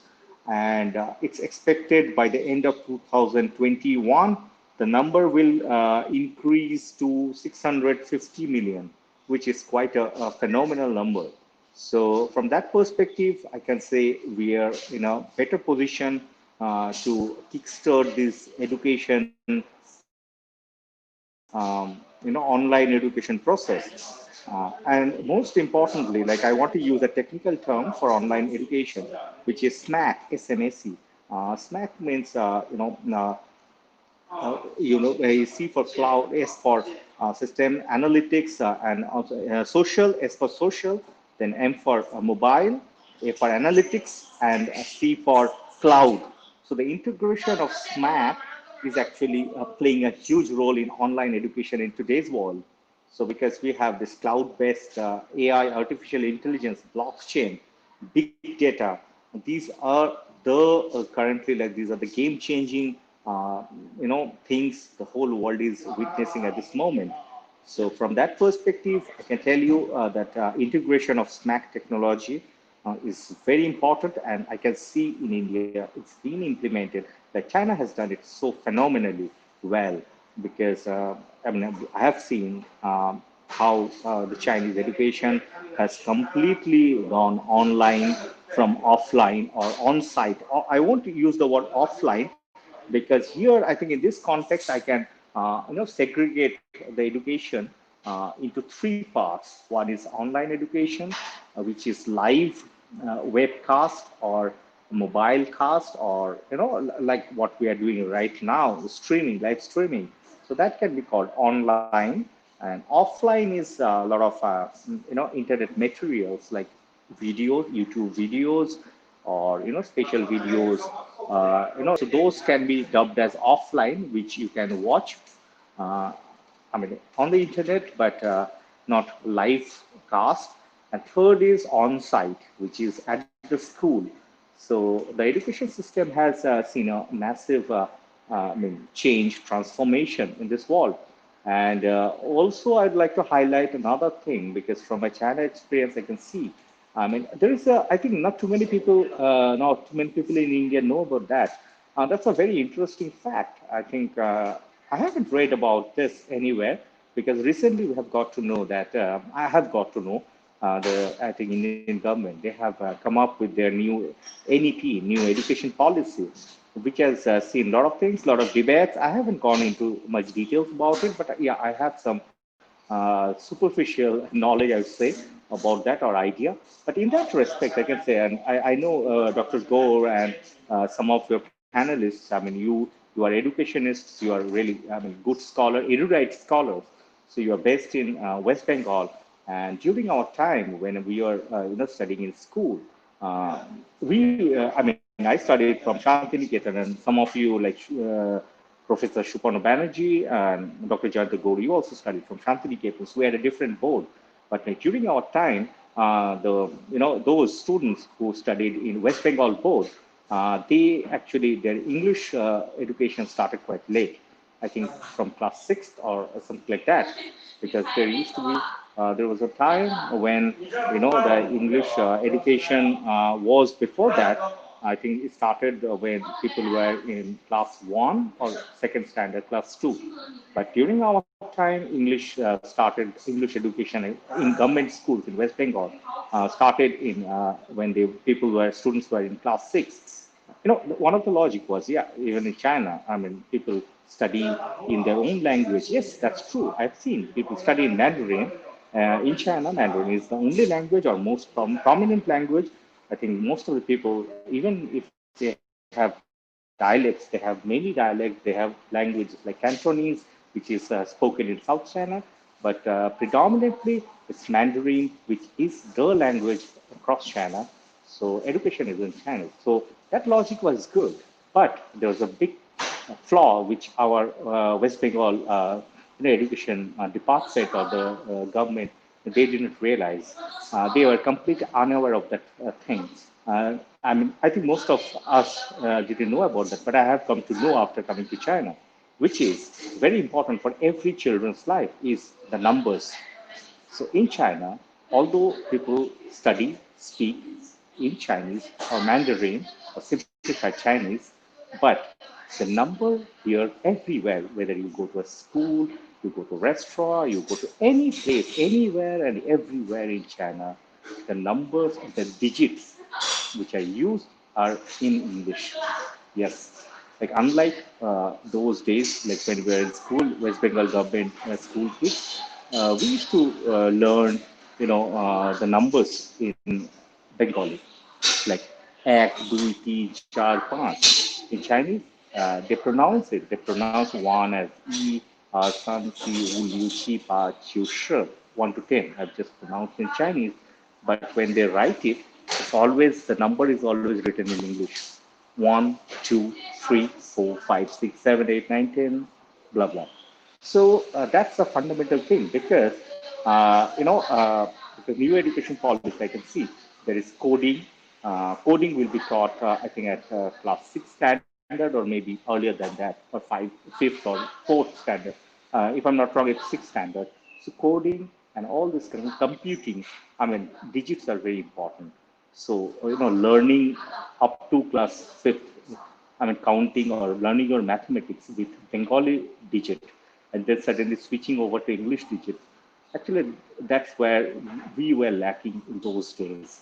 A lot of bright students from West Bengal, they couldn't make it to the bigger league. I mean, especially the IITs and IITs and from the top-notch engineering or medical institutes in those days because of this problem. Because once you learn, because you always remember, it's a natural process. In Bengali, if you started learning your numbers in Bengali, every time until your death, you will, whenever somebody will ask something about the numbers, your mind will always react to your mother tongue number. So if you have written the numbers in school in Bengali, so you will always prefer to write in Bengali. That should be your preferred choice, mostly. I mean, it's due to our, I mean, it's not consciously, but, subconscious mind, it happens, it comes to us. So that was the problem. So I believe in education system, the number digits, in writing in English is very important, which China has done. So there are few things we can learn from China. It's not I'm against replicating a certain model because everybody, India has got a massive internet reach. And to be honest, another interesting thing I would like to tell you, because after living in China, here, I've seen people, their online education need is very system driven. Like they don't experiment much. They don't think much out of the box. Everything is whatever is said. Like there is an app called DigiTalk.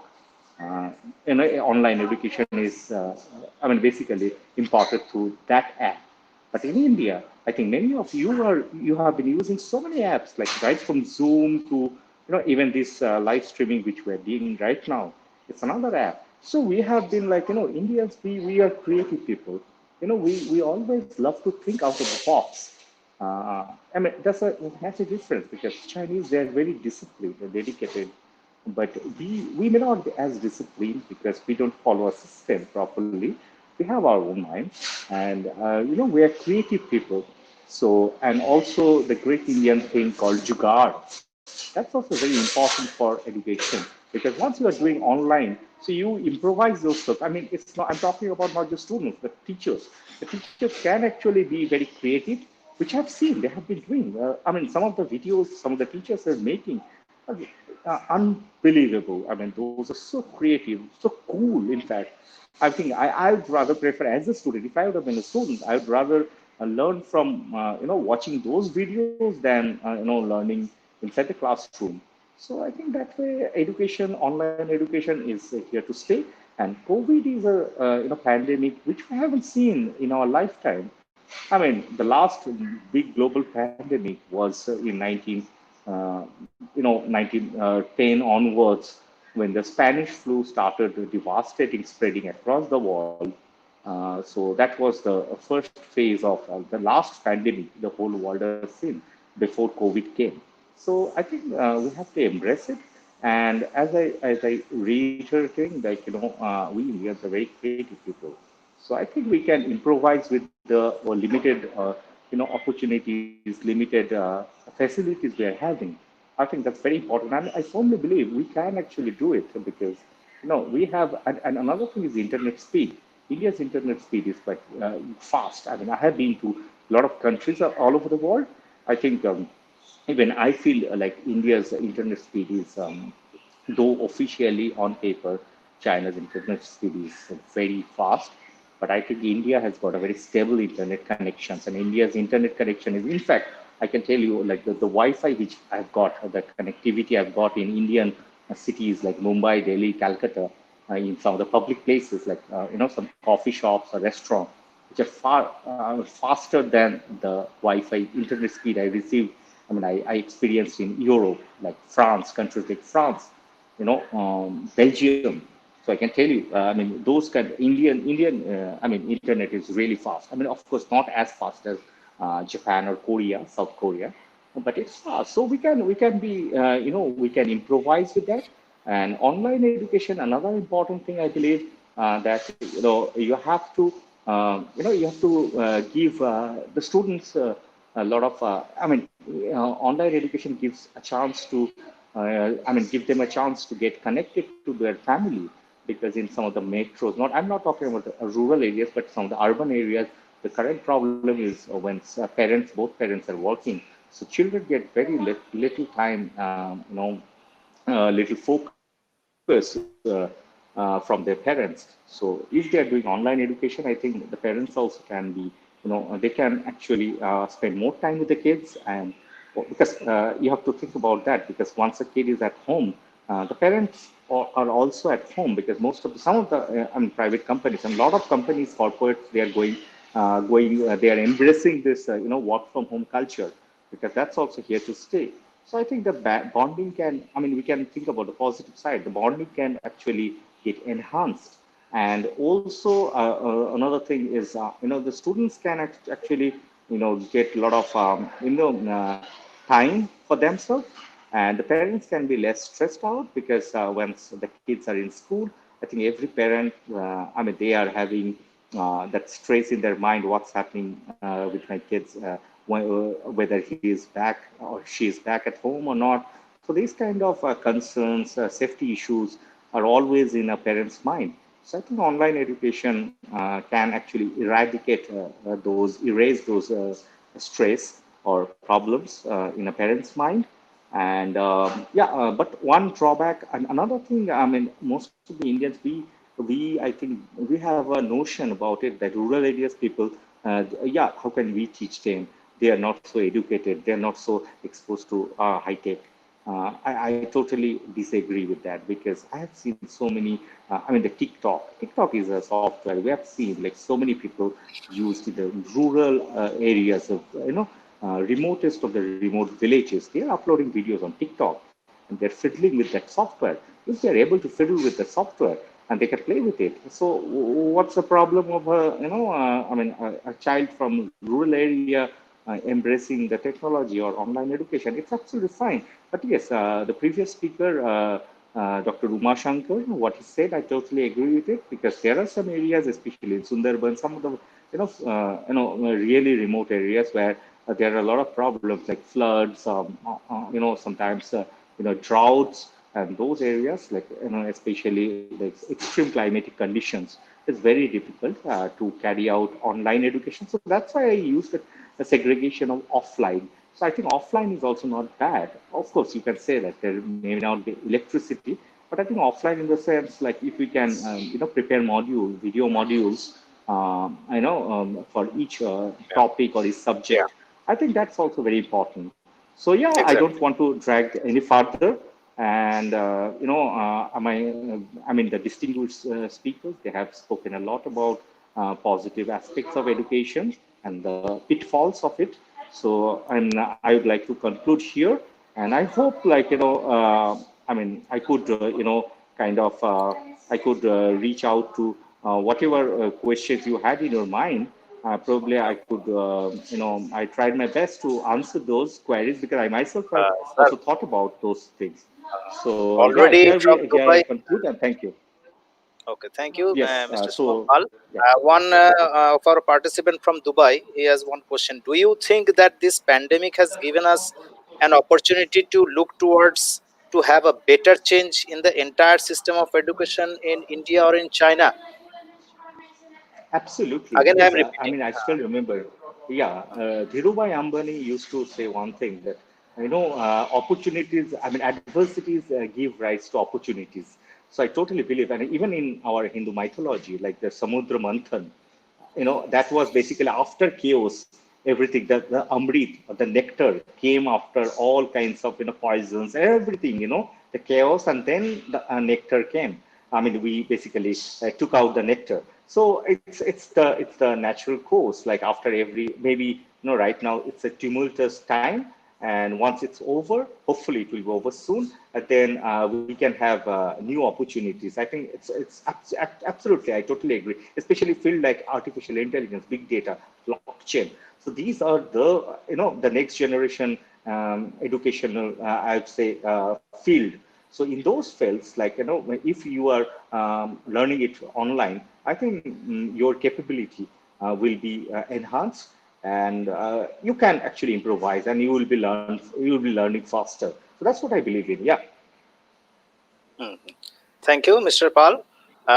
Obviously, you are correct that all time the if we say that online education is not suitable, not a practicable in the rural areas, in this or in those areas. But if we take the advantages of the online educations and think in a different way and give the advantages of the online education in offline mode also, then it will be much more better for our education system, and particularly in developing countries.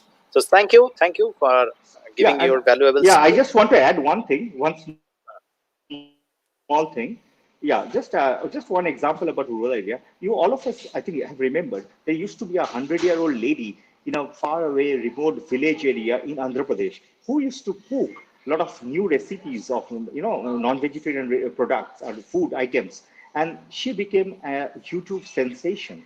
So we have umpteen number of such examples. If they can do it, I mean, a 100-year-old illiterate lady in a faraway remote village in Andhra Pradesh can use the YouTube to become so popular, or somebody, increase his or her popularity through TikTok.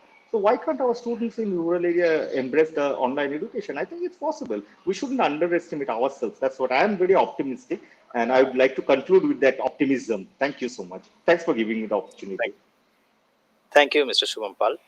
Now I will switch over to our fourth speaker, Professor Molay Mukhopadhyay, to give his views on the burning international issue. Please proceed, sir.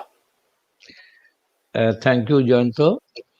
I'm really happy that these two organizations, they have included my name in this discussion. And this is a very burning issue now in our earth.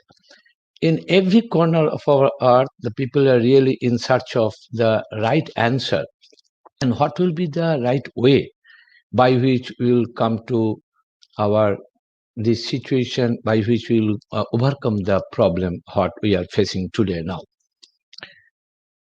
Now, the main thing, I am very much accord with the opinion of Suparno, Shubham, and Umashankar. A very good discussion.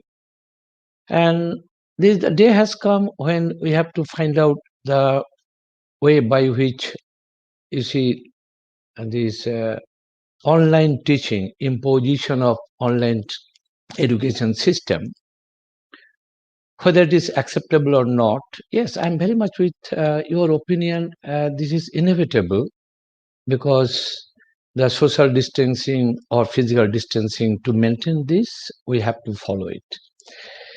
But being a geographer, to me, the scenario is little bit different. That is, the art is painted with different culture, different societies. And what we are doing, what we have done yet, that we make our art into a modern form, that is eco-monopolies. That means the urban centers are very much with the same infrastructure almost, and the same fashion or same type of the architectural design or food habit, dress, manners, everything.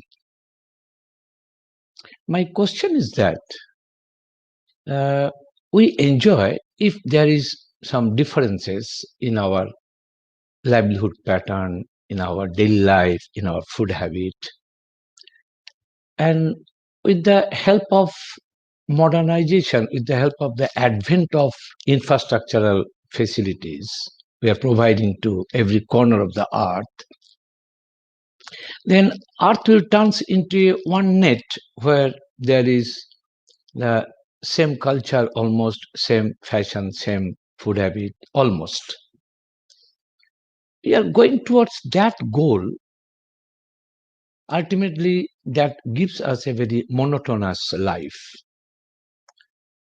Well, before, when I went United States in the year 1991 or 90s, the first half of, I noticed there is a variation in lifestyle, in food habit, in infrastructure from my area to that area, of that area.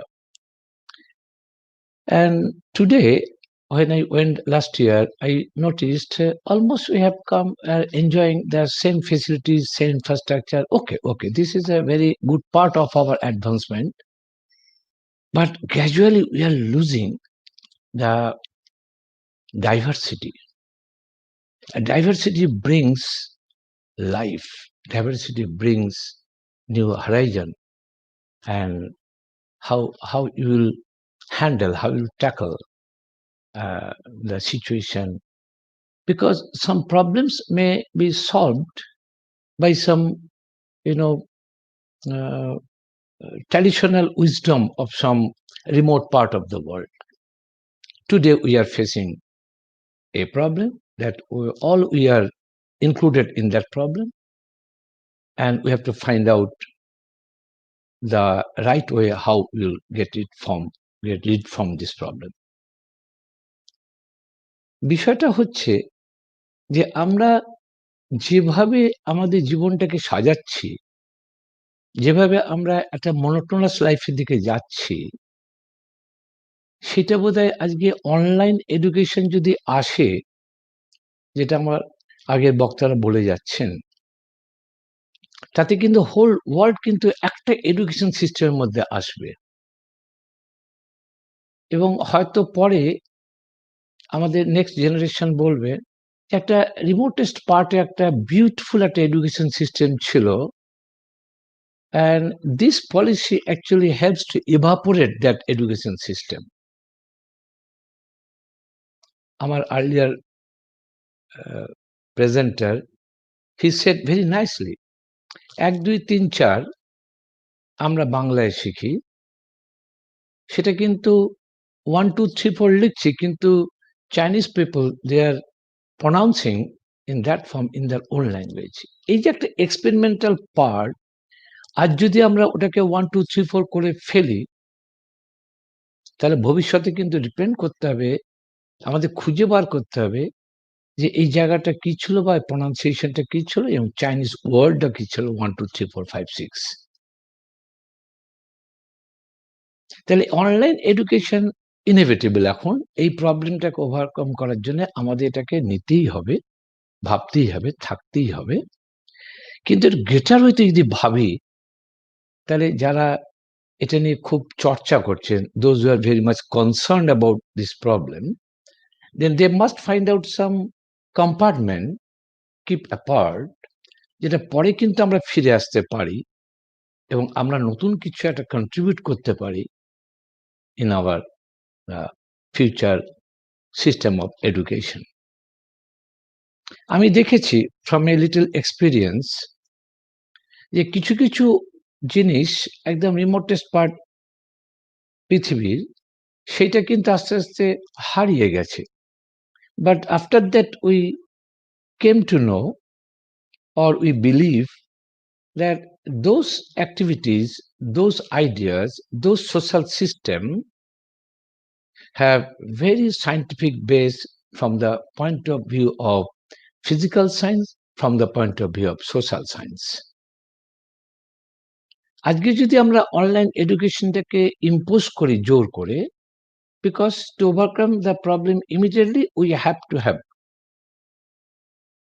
but to make it a successful form, যদি আমরা আমাদের existing যে education system আছে কোনো কোনো জায়গায় পৃথিবীতে, সেটাকে বাঁচিয়ে সরিয়ে রেখে যদি আমরা আসতে পারি, তাহলে হয়তো আগামী দিনে আমাদের এই এডুকেশন সিস্টেমটাকে আরেকটু মডার্নাইজ করার জায়গা থাকতে পারে। একটা মনোটোনাস লাইফ সারা পৃথিবীতে অলরেডি ইম্পোজড হয়ে গেছে। If you see the major metropolitan cities, there looks very much similar. If you enter into a particular restaurant, reputed restaurant, the system of display, the system of food, their system of menu chart are almost very much similar with the monotonicity. তাহলে এই online education system এনে আমরা কি একটা monotonous education সিস্টেমের দিকে যাব বা যাচ্ছি? If are you going towards that way, in that part where that will gives a very monotonous system? এটা আমার একটু বলার ছিল। আমরা দেখেছি যে এই যে ক্লাস টিচিং এর মধ্যে with my 32 experience, when I interacting with my students, and তাদের কতগুলো ল্যাঙ্গুয়েজ থাকে, তাদের চোখের ভাষা থাকে, they want to say something, তারা কেউ কেউ বুঝতে পারেন, কেউ কেউ বুঝতে পারে না। আমার একটা বডি ল্যাঙ্গুয়েজ থাকে, আমার ভলিউম মডুলেশনটা তারা বুঝতে পারেন। আমি যখন অনলাইনে বলছি তখন I am very much alone, I cannot interact with the students those who are Subarna ভাই বললেন he prefers to deliver lecture in a classroom where there is more than or 200 students. Then আমি যখন আমার স্টুডেন্টদের পাই আমার ক্লাসেতে, I get some ups and downs in their receiving part. এখন এইটা যখন এক হয়ে যাবে, যখন আমি স্ক্রিনে আমি টিচ করব, তখন হয়তো সেই সব কিছুটা পাবো, আমি পাবো না তা নয়, কিছুটা পাবো থ্রু দিস কোশ্চেন ইন্টারাকশন পাবো। কিন্তু যখন আমি স্ক্রিনে আসবো তখন ওই যে একটা vibration among the teacher and among the students, এটা কিন্তু হারিয়ে যাবে। এতদিন ধরে আমরা সভ্যতার এই জায়গাটায় পৌঁছেছি along with these vibrations and realizations and understanding, এইসব দিয়ে নিশ্চয়ই আমাদের কাছে একটা দিন এসছে, the day has come where we have to find out যে আমরা কি করে এটা ওভারকাম করব। বা আমেরিকাতে কোনো জায়গায় ছেলেদের মধ্যে, স্টুডেন্টদের মধ্যে একটা ডিপ্রেশন আসছে, সাইকোলজিক্যাল ডিসঅর্ডার আসছে। ওকে, these are the cases from which we can get an idea and then we can formulate our future program or how we will proceed further, that we can find it out. তার উপরে যেটা আমার মনে হচ্ছে এই যে আমি একটু প্রসঙ্গটা নিয়ে আসি, রবীন্দ্রনাথ ঠাকুরের শান্তিনিকেতনে যে শিক্ষা ব্যবস্থা উনি করেছিলেন, very much intermingling with nature, তার মানে একটা হলিস্টিক বিদ্যা শিক্ষা, বিদ্যা দ্যাট উই ক্যান আর্ন, শিক্ষা দ্যাট উই ক্যান আর্ন। তো মিডিয়াম, একটা মিডিয়াম লাগে। সেন উনি বলছেন যে একটা ওপেন এয়ারে একটা সুন্দর ক্লাস করো, তুমি অনেক কিছু শেখো, একটা দিন কিন্তু অনেক কিছু শেখার জন্যে। আমাদের যেটা বলছেন যে একটা ল্যান্ডস্কেপ, একটা এডুকেশন সিস্টেম, একটা পার্টিকুলার এরিয়া, একটা পার্টিকুলার ইনস্টিটিউটের, সেটা কিন্তু অনেক সময় অ্যাকসেপ্টেড হয় বা ডিসকার্ডেড হয়। আবার কিছুদিন সময় পরে by temporal analysis then we feel that that system was right, and through that system one can expose himself or herself totally. আর যদি আমরা এই সিস্টেমটাকে আমি ডিসকার্ড করছি না with my little knowledge, I don't know how far the extent of a online teaching system, কিন্তু এইখানে কি হয়, একটা এই যে আমরা যে কোনো জ্ঞান যখন পাই চতুর্দিক থেকে, একটা ক্লাসরুমে বসে থাকলে একটা বন্ধু তার সঙ্গে কথা বলা, ইন্টারাকশন করা, টিচারের সঙ্গে কথা বলা, তাকে তার সঙ্গে তার নলেজের সঙ্গে নিজের নলেজটাকে মিশিয়ে দেওয়া, এক্সপিরিয়েন্স শেয়ার করা আমার কাছে মনে হয় যে অনেক ভালো। এবং আমি কিন্তু আজকে কোনো ডিবেটে আসছি না, I am not talking for or against of online teaching, no. My request to the learned people,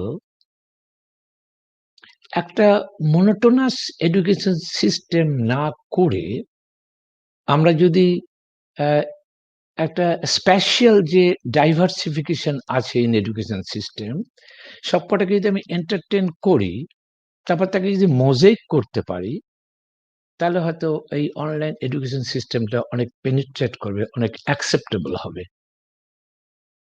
এখন যে জিনিসটা দাঁড়াচ্ছে, the country or the nation or the continent, those who are superior in the field of the technology, the rest of the world should follow that.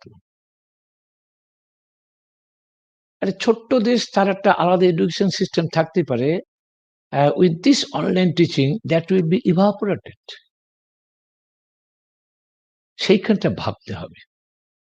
COVID-19 সিচুয়েশনে আমার যা social distancing, physical distancing হচ্ছে, একটা offline, online, onsite system of teaching, সবকটাকে আমরা মানবো, কিন্তু যেটাকে আমি দেখতে হবে, এইটা করতে গিয়ে একটা যে গুড সাইড, একটা যে ভীষণ সুন্দর একটা জায়গা আছে এডুকেশন সিস্টেমটাকে মডার্নাইজ করার, সেটা যেন আমরা থ্রু দিস অনলাইন সিস্টেম ওটাকে যেন আমরা ইরোড করে না ফেলি। আমার মনে হয়েছে, আমি প্রথমেই বলেছিলাম যে একটা ইকোমেনোপলিস, যখন কেউ কেউ বলছেন যে ডক্সিন বলছেন যে যখন হোল ওয়ার্ল্ডটা টার্নস ইনটু আরবান সেন্টার, তখন একটা মেস তৈরি হবে। তাহলে আমরা যদি এই সমস্ত সিস্টেমটাকে যে অনলাইন এডুকেশন সিস্টেম করে একটাই ফ্রেমওয়ার্কে জন্য হোল ওয়ার্ল্ডকে টিচ করতে চাইবো, তখন কিন্তু আমরা আননোয়িংলি একটা জিনিসকে কিন্তু নষ্ট করে ফেলবো। That is the spatial variation, that is the temporal variation. আমাদের ভাবতে হবে যে জায়গাটায়, সেটা হচ্ছে যদি আমরা অনলাইন সিস্টেমে এডুকেশনে আসি, জানি না ভবিষ্যতে আরো কিভাবে কোন ফর্মে আসবে, কিন্তু একটা স্টুডেন্ট, যেটা উমাশঙ্কর বাবু বললেন, তার মধ্যে একটা ভ্যারিয়েশন আসে স্টুডেন্ট লাইফে। আমি স্কুল থেকে কলেজে যাব, from this classroom to that classroom যাব। এই যে একটা মনোটোনাসিটির বাইরে, এটার জন্য বোধহয় বেঁচে আছে, কারণ ইউনিটি ইন ডাইভার্সিটি এটা বোধহয় প্রাইম স্লোগান হওয়া উচিত পৃথিবীর বুকেতে। আদারওয়াইজ সমস্ত সভ্যতাটা যদি একদিকে চলে যায়, আমি একটা আর্টিকেল লিখেছিলাম, সেটা হচ্ছে যে ইন সার্চ অফ মনোটনি, আমরা একটা মনোটোনাস লাইফের দিকে যাচ্ছি। আমাদের ক্লাসে আমার মাস্টারমশাই ইংরেজি শেখাতেন, তিনি বলতেন তোর দ্বারা ইংরেজি হবে না, তোর দ্বারা ইংরেজি হবে, you are very much expert in spelling and writing, আর তুই কিছুই পারিস না। But with the help of this technology, this computer or this devices, আমরা we can not differentiate between this X and Y. বিষয়টা একটু আমি বলার চেষ্টা করছি এইভাবে, যদি আমরা অনলাইন টিচিংটাকে যদি একটা ফ্রেমে নিয়ে চলে আসি, যেটা আসবে আলটিমেটলি, যদি if I support wholeheartedly or if I accept the entire part of online teaching, then that will ultimately the results of online teaching at a monotonous form of, আমি জানি, আমি বিশ্বাস করি আপনার মতন, যে with the advent of this education system we will have a very better life and we will get a new horizon in our education part. কিন্তু এটাও ঠিক, যদি আমরা এটা পেতে চাই, অনেক কিন্তু ছোট ছোট education system will be evaporate, তারা will be destroyed, will be spoiled. আমাদের সেই জায়গাটা ভাবতে হবে। আমি আজকের যে সিচুয়েশন, তাতে আমি নিশ্চয়ই in favour of online teaching, এছাড়া কোনো উপায় নেই। সোশ্যাল ডিস্টেন্সিং, ফিজিক্যাল ডিস্টেন্সিং যদি রাখতে হয়, online offline, offline means creating video and all this, right. কিন্তু আমাকে ঠিক রাখতে হবে যে আমরা ডেভিয়েট করে যাচ্ছি না তো আমাদের যে জায়গাটা, আসল জায়গাটা আমাদের সৌন্দর্য জীবনের, সেটা হচ্ছে ডাইভার্সিটি। এই ডাইভার্সিটিটা একটা মনোটোনাস জায়গায় চলে যাচ্ছি না তো, এটা আমার মনে হয়েছে। আজকে এই আলোচনাতে যে বিষয়টা উঠে এসছে খুব সুন্দরভাবে, সেখান থেকে এই আলোচনার কিছু অংশ যদি কোনো এডুকেশন পলিসিতে অ্যাকসেপ্ট করা হয়, তাহলে সেখানে যদি ইনক্লুড করা হয় যে আমাদের এই মনোটোনাস ব্যাপারটা থেকে diversity in teaching system or online teaching, we should give attention on that point, that আমাদের কিন্তু মনোটোনাস দিকে যেন না চলে যাই, আমরা যেন এই আলাদা ডাইভার্সিফাইড যে এডুকেশন সিস্টেম আছে সেটাকে যেন আমরা একটু জোর দিতে পারি। আমি রবীন্দ্রনাথের এডুকেশন সিস্টেমটাকে ভীষণই ভালোবাসি, পছন্দ করি, অনেকেই করেন আপনারা। সেখানে একটা হলিস্টিক একটা ডেভেলপমেন্ট হয়, not in education, the development in all holistic form of life. সেই জন্য একটা ক্লাসরুম টিচিং এর একটা ইউটিলিটি আছে, একটা অ্যাকসেপ্টেবিলিটি আছে, ইনএভিটেবিলিটি আছে to form a life, true life. আমরা জানি না আজকে অনলাইন টিচিং যদি আমরা স্টার্ট করি, হয়তো 10 বছর পরে will face this sort of problem. সেই জন্য to apprehend that situation we must outline our online teaching system or structure by considering this proposal, that by entertaining the local system of teaching. আমরা একটা particular syllabus, একটা particular system teaching যদি impose করে দিই, তাহলে এই variation, the world সিনারিওতে যে ভ্যারিয়েশনটা পাই specially, that will be spoiled. And we'll be careful. আমাদের সাবধান হতে হবে। আমি অত ঠিক করে বোঝাতে পারলাম না, but it needs some more discussion how we will maintain the individual education system in different parts of the world.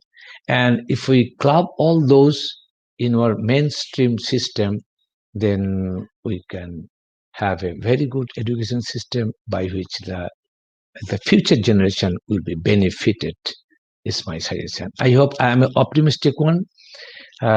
All the time I feel that what we are doing today, that is betterment for the tomorrow, and we collect some knowledge and experience from our history, from our past, from our ancestors, and I feel we are jumping from this phase to another future phase.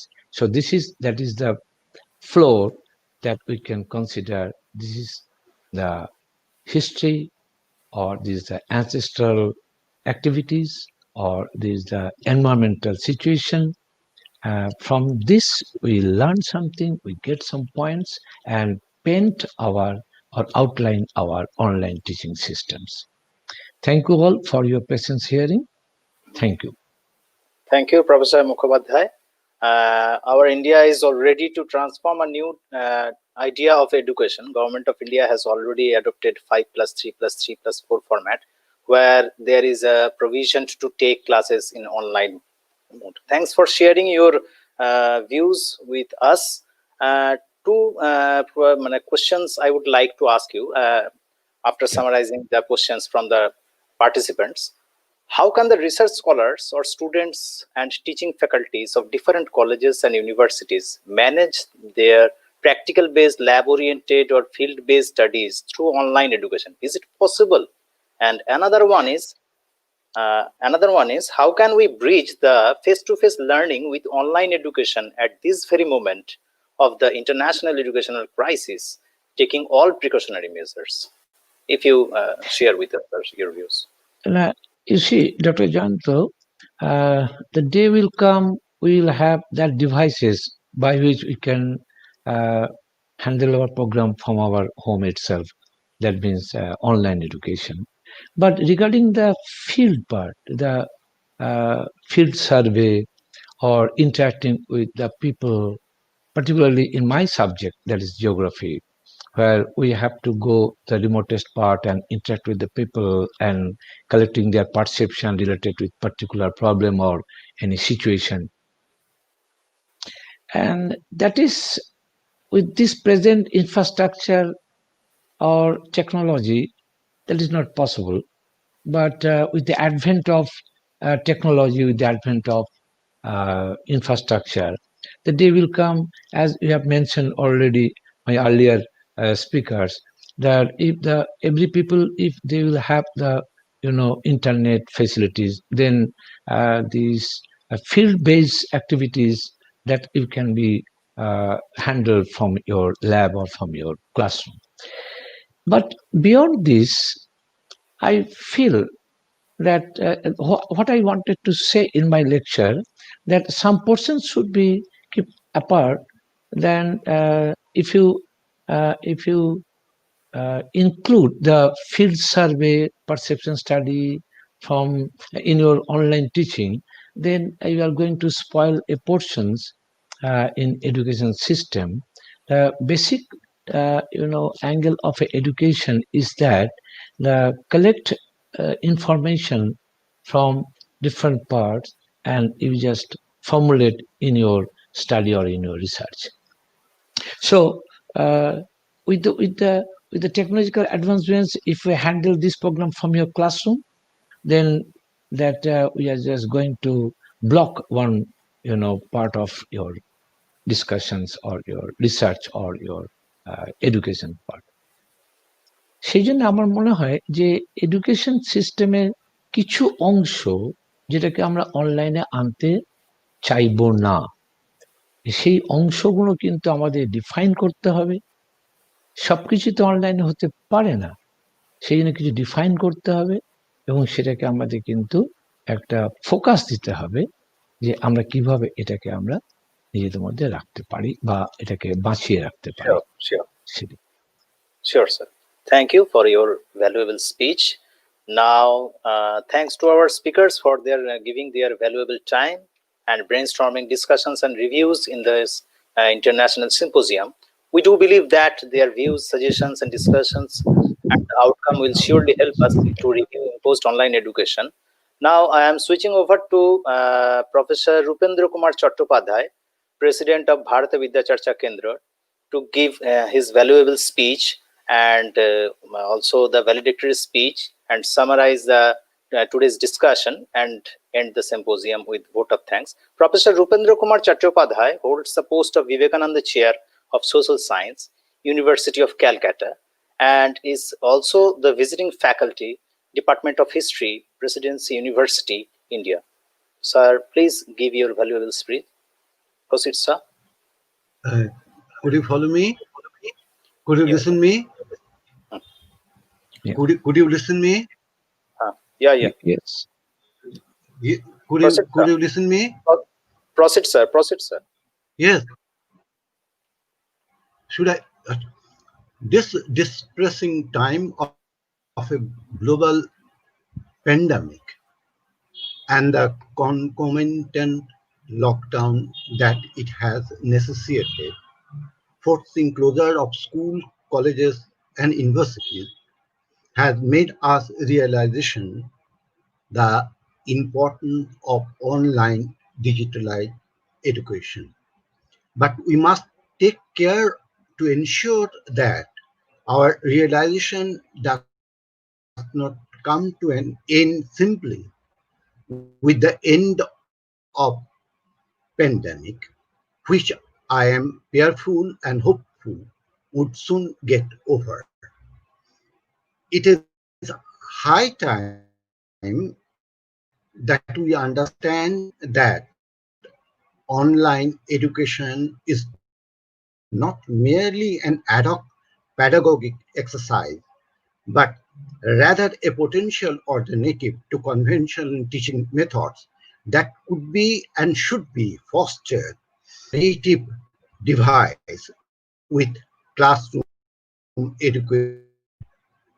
In India, people do suffer from tremendous prejudice against online and digital modes of education, though I do not deny that many of the arguments against online education in India stand absolutely relevant. But nonetheless, I am highly hopeful that a cohesive approach, both by the government as also the citizens, can definitely go a long way in removing many of these obstacles and ensure a true utilization of the eminence development that we have accomplished in the field of information technology. Given the tremendous technological prosperity that modern world has experienced, online education on a protected basis seems absolutely feasible a proposition, though there are obvious rooms for development. Digitalized library, digital archives, webinars, and symposium and online tutorials bear the potential to propagate education even in normal times with a better commitment by authorities and better cooperation by the masses. It is true that social economic inequalities have been perennial problems maligning the Indian subcontinent past and present. They do indeed pose serious impediments on online pedagogy. While tremendous poverty does prevent a major section of masses from procuring the basic necessities for online education, such as smartphone, laptops, and internet. and other digital gadgets. Tremendous administrative and regional backwardness leads to deplorable internet connectivities in certain areas, hindering students from engaging in digital mode. In the light of such disparities, online education often appears improbable, quite justified. But even then, these obstacles shall be tackled by the government through providing gadgets to backward sections and installing towers and other improving connectivities in remote areas. Moreover, the state must increase awareness about the same and influence the students to take up online education rather than to impose on them. On our part, we must cooperate with the authorities and we be open-minded and positive about embracing digital learning as an essential mode of education rather than an emergency one. Online learning and complementation with the conventional classroom, I am hopeful, would surely open up new venues for education. Today's webinar, seminar, or symposium, I'm sure has been extremely fruitful in the sense that apart from the revealing pros and cons of digital learning, it has thrown light on its international, national, and regional aspects, particularly on the remote area. Thus, while the today's very significant talk by Professor Suparna Banerjee,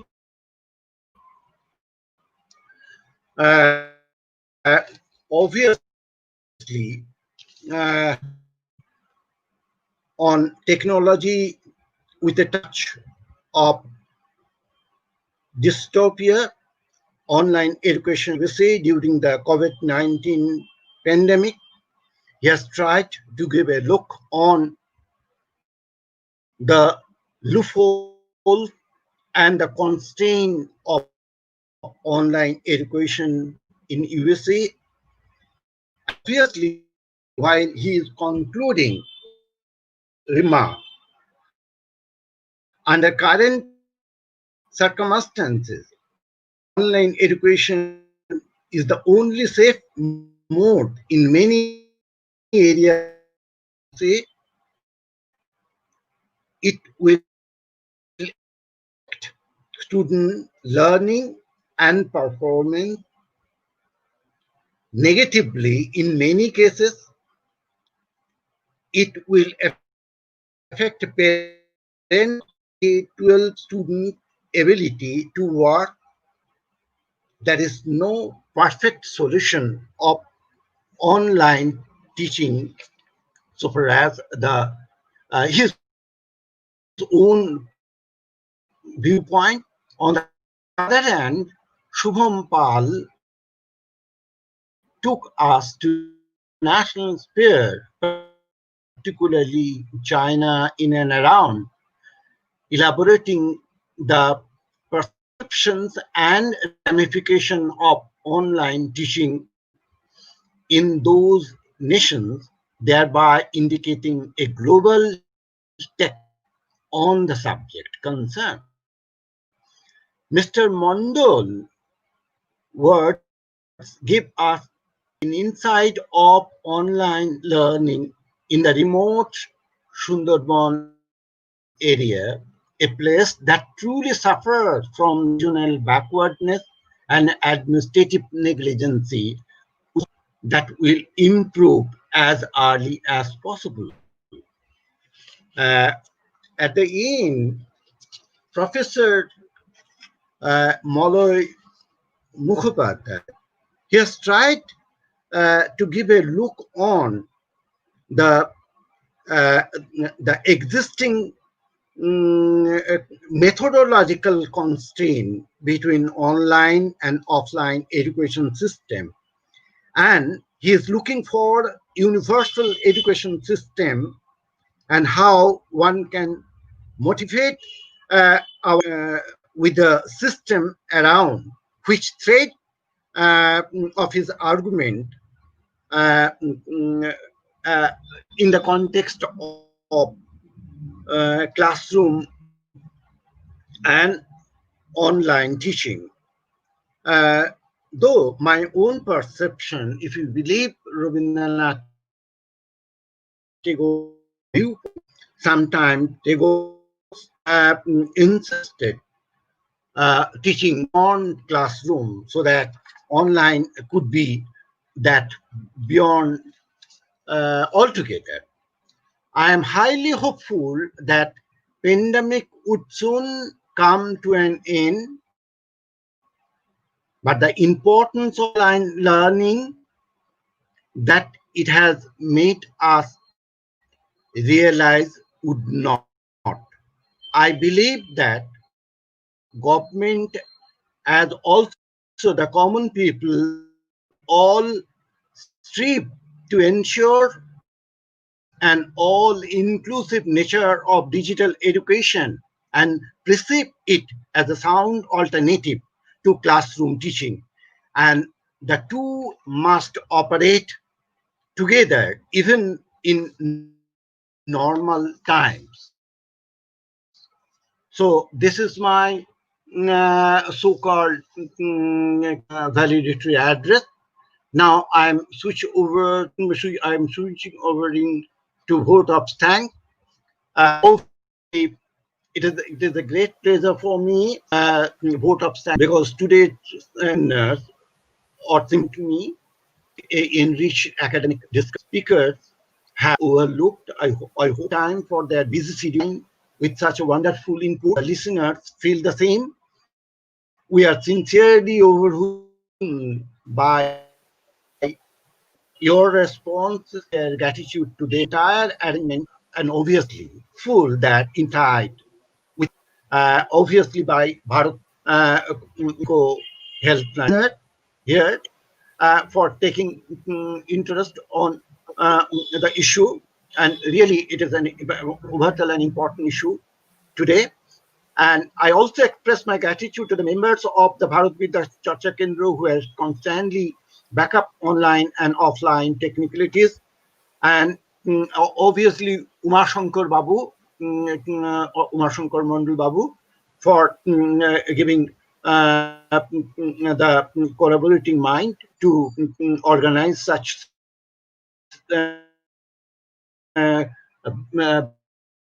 beautiful symposium, and obviously fruitful one.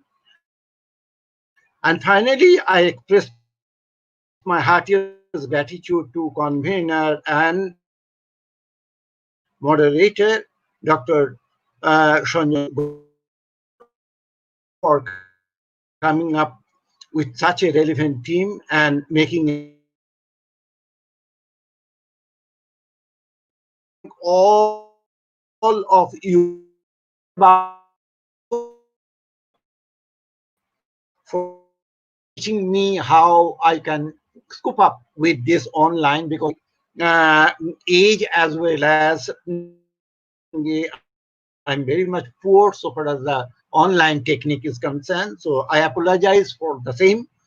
And really, finally, I thank all for make it a grand success. Thank you all. Okay, And sorry the if symposium I failed to mention. ends here. So thanks to our speakers, valuable speakers, and thanks to our audience and viewers and participants. Thank you all. Thank you.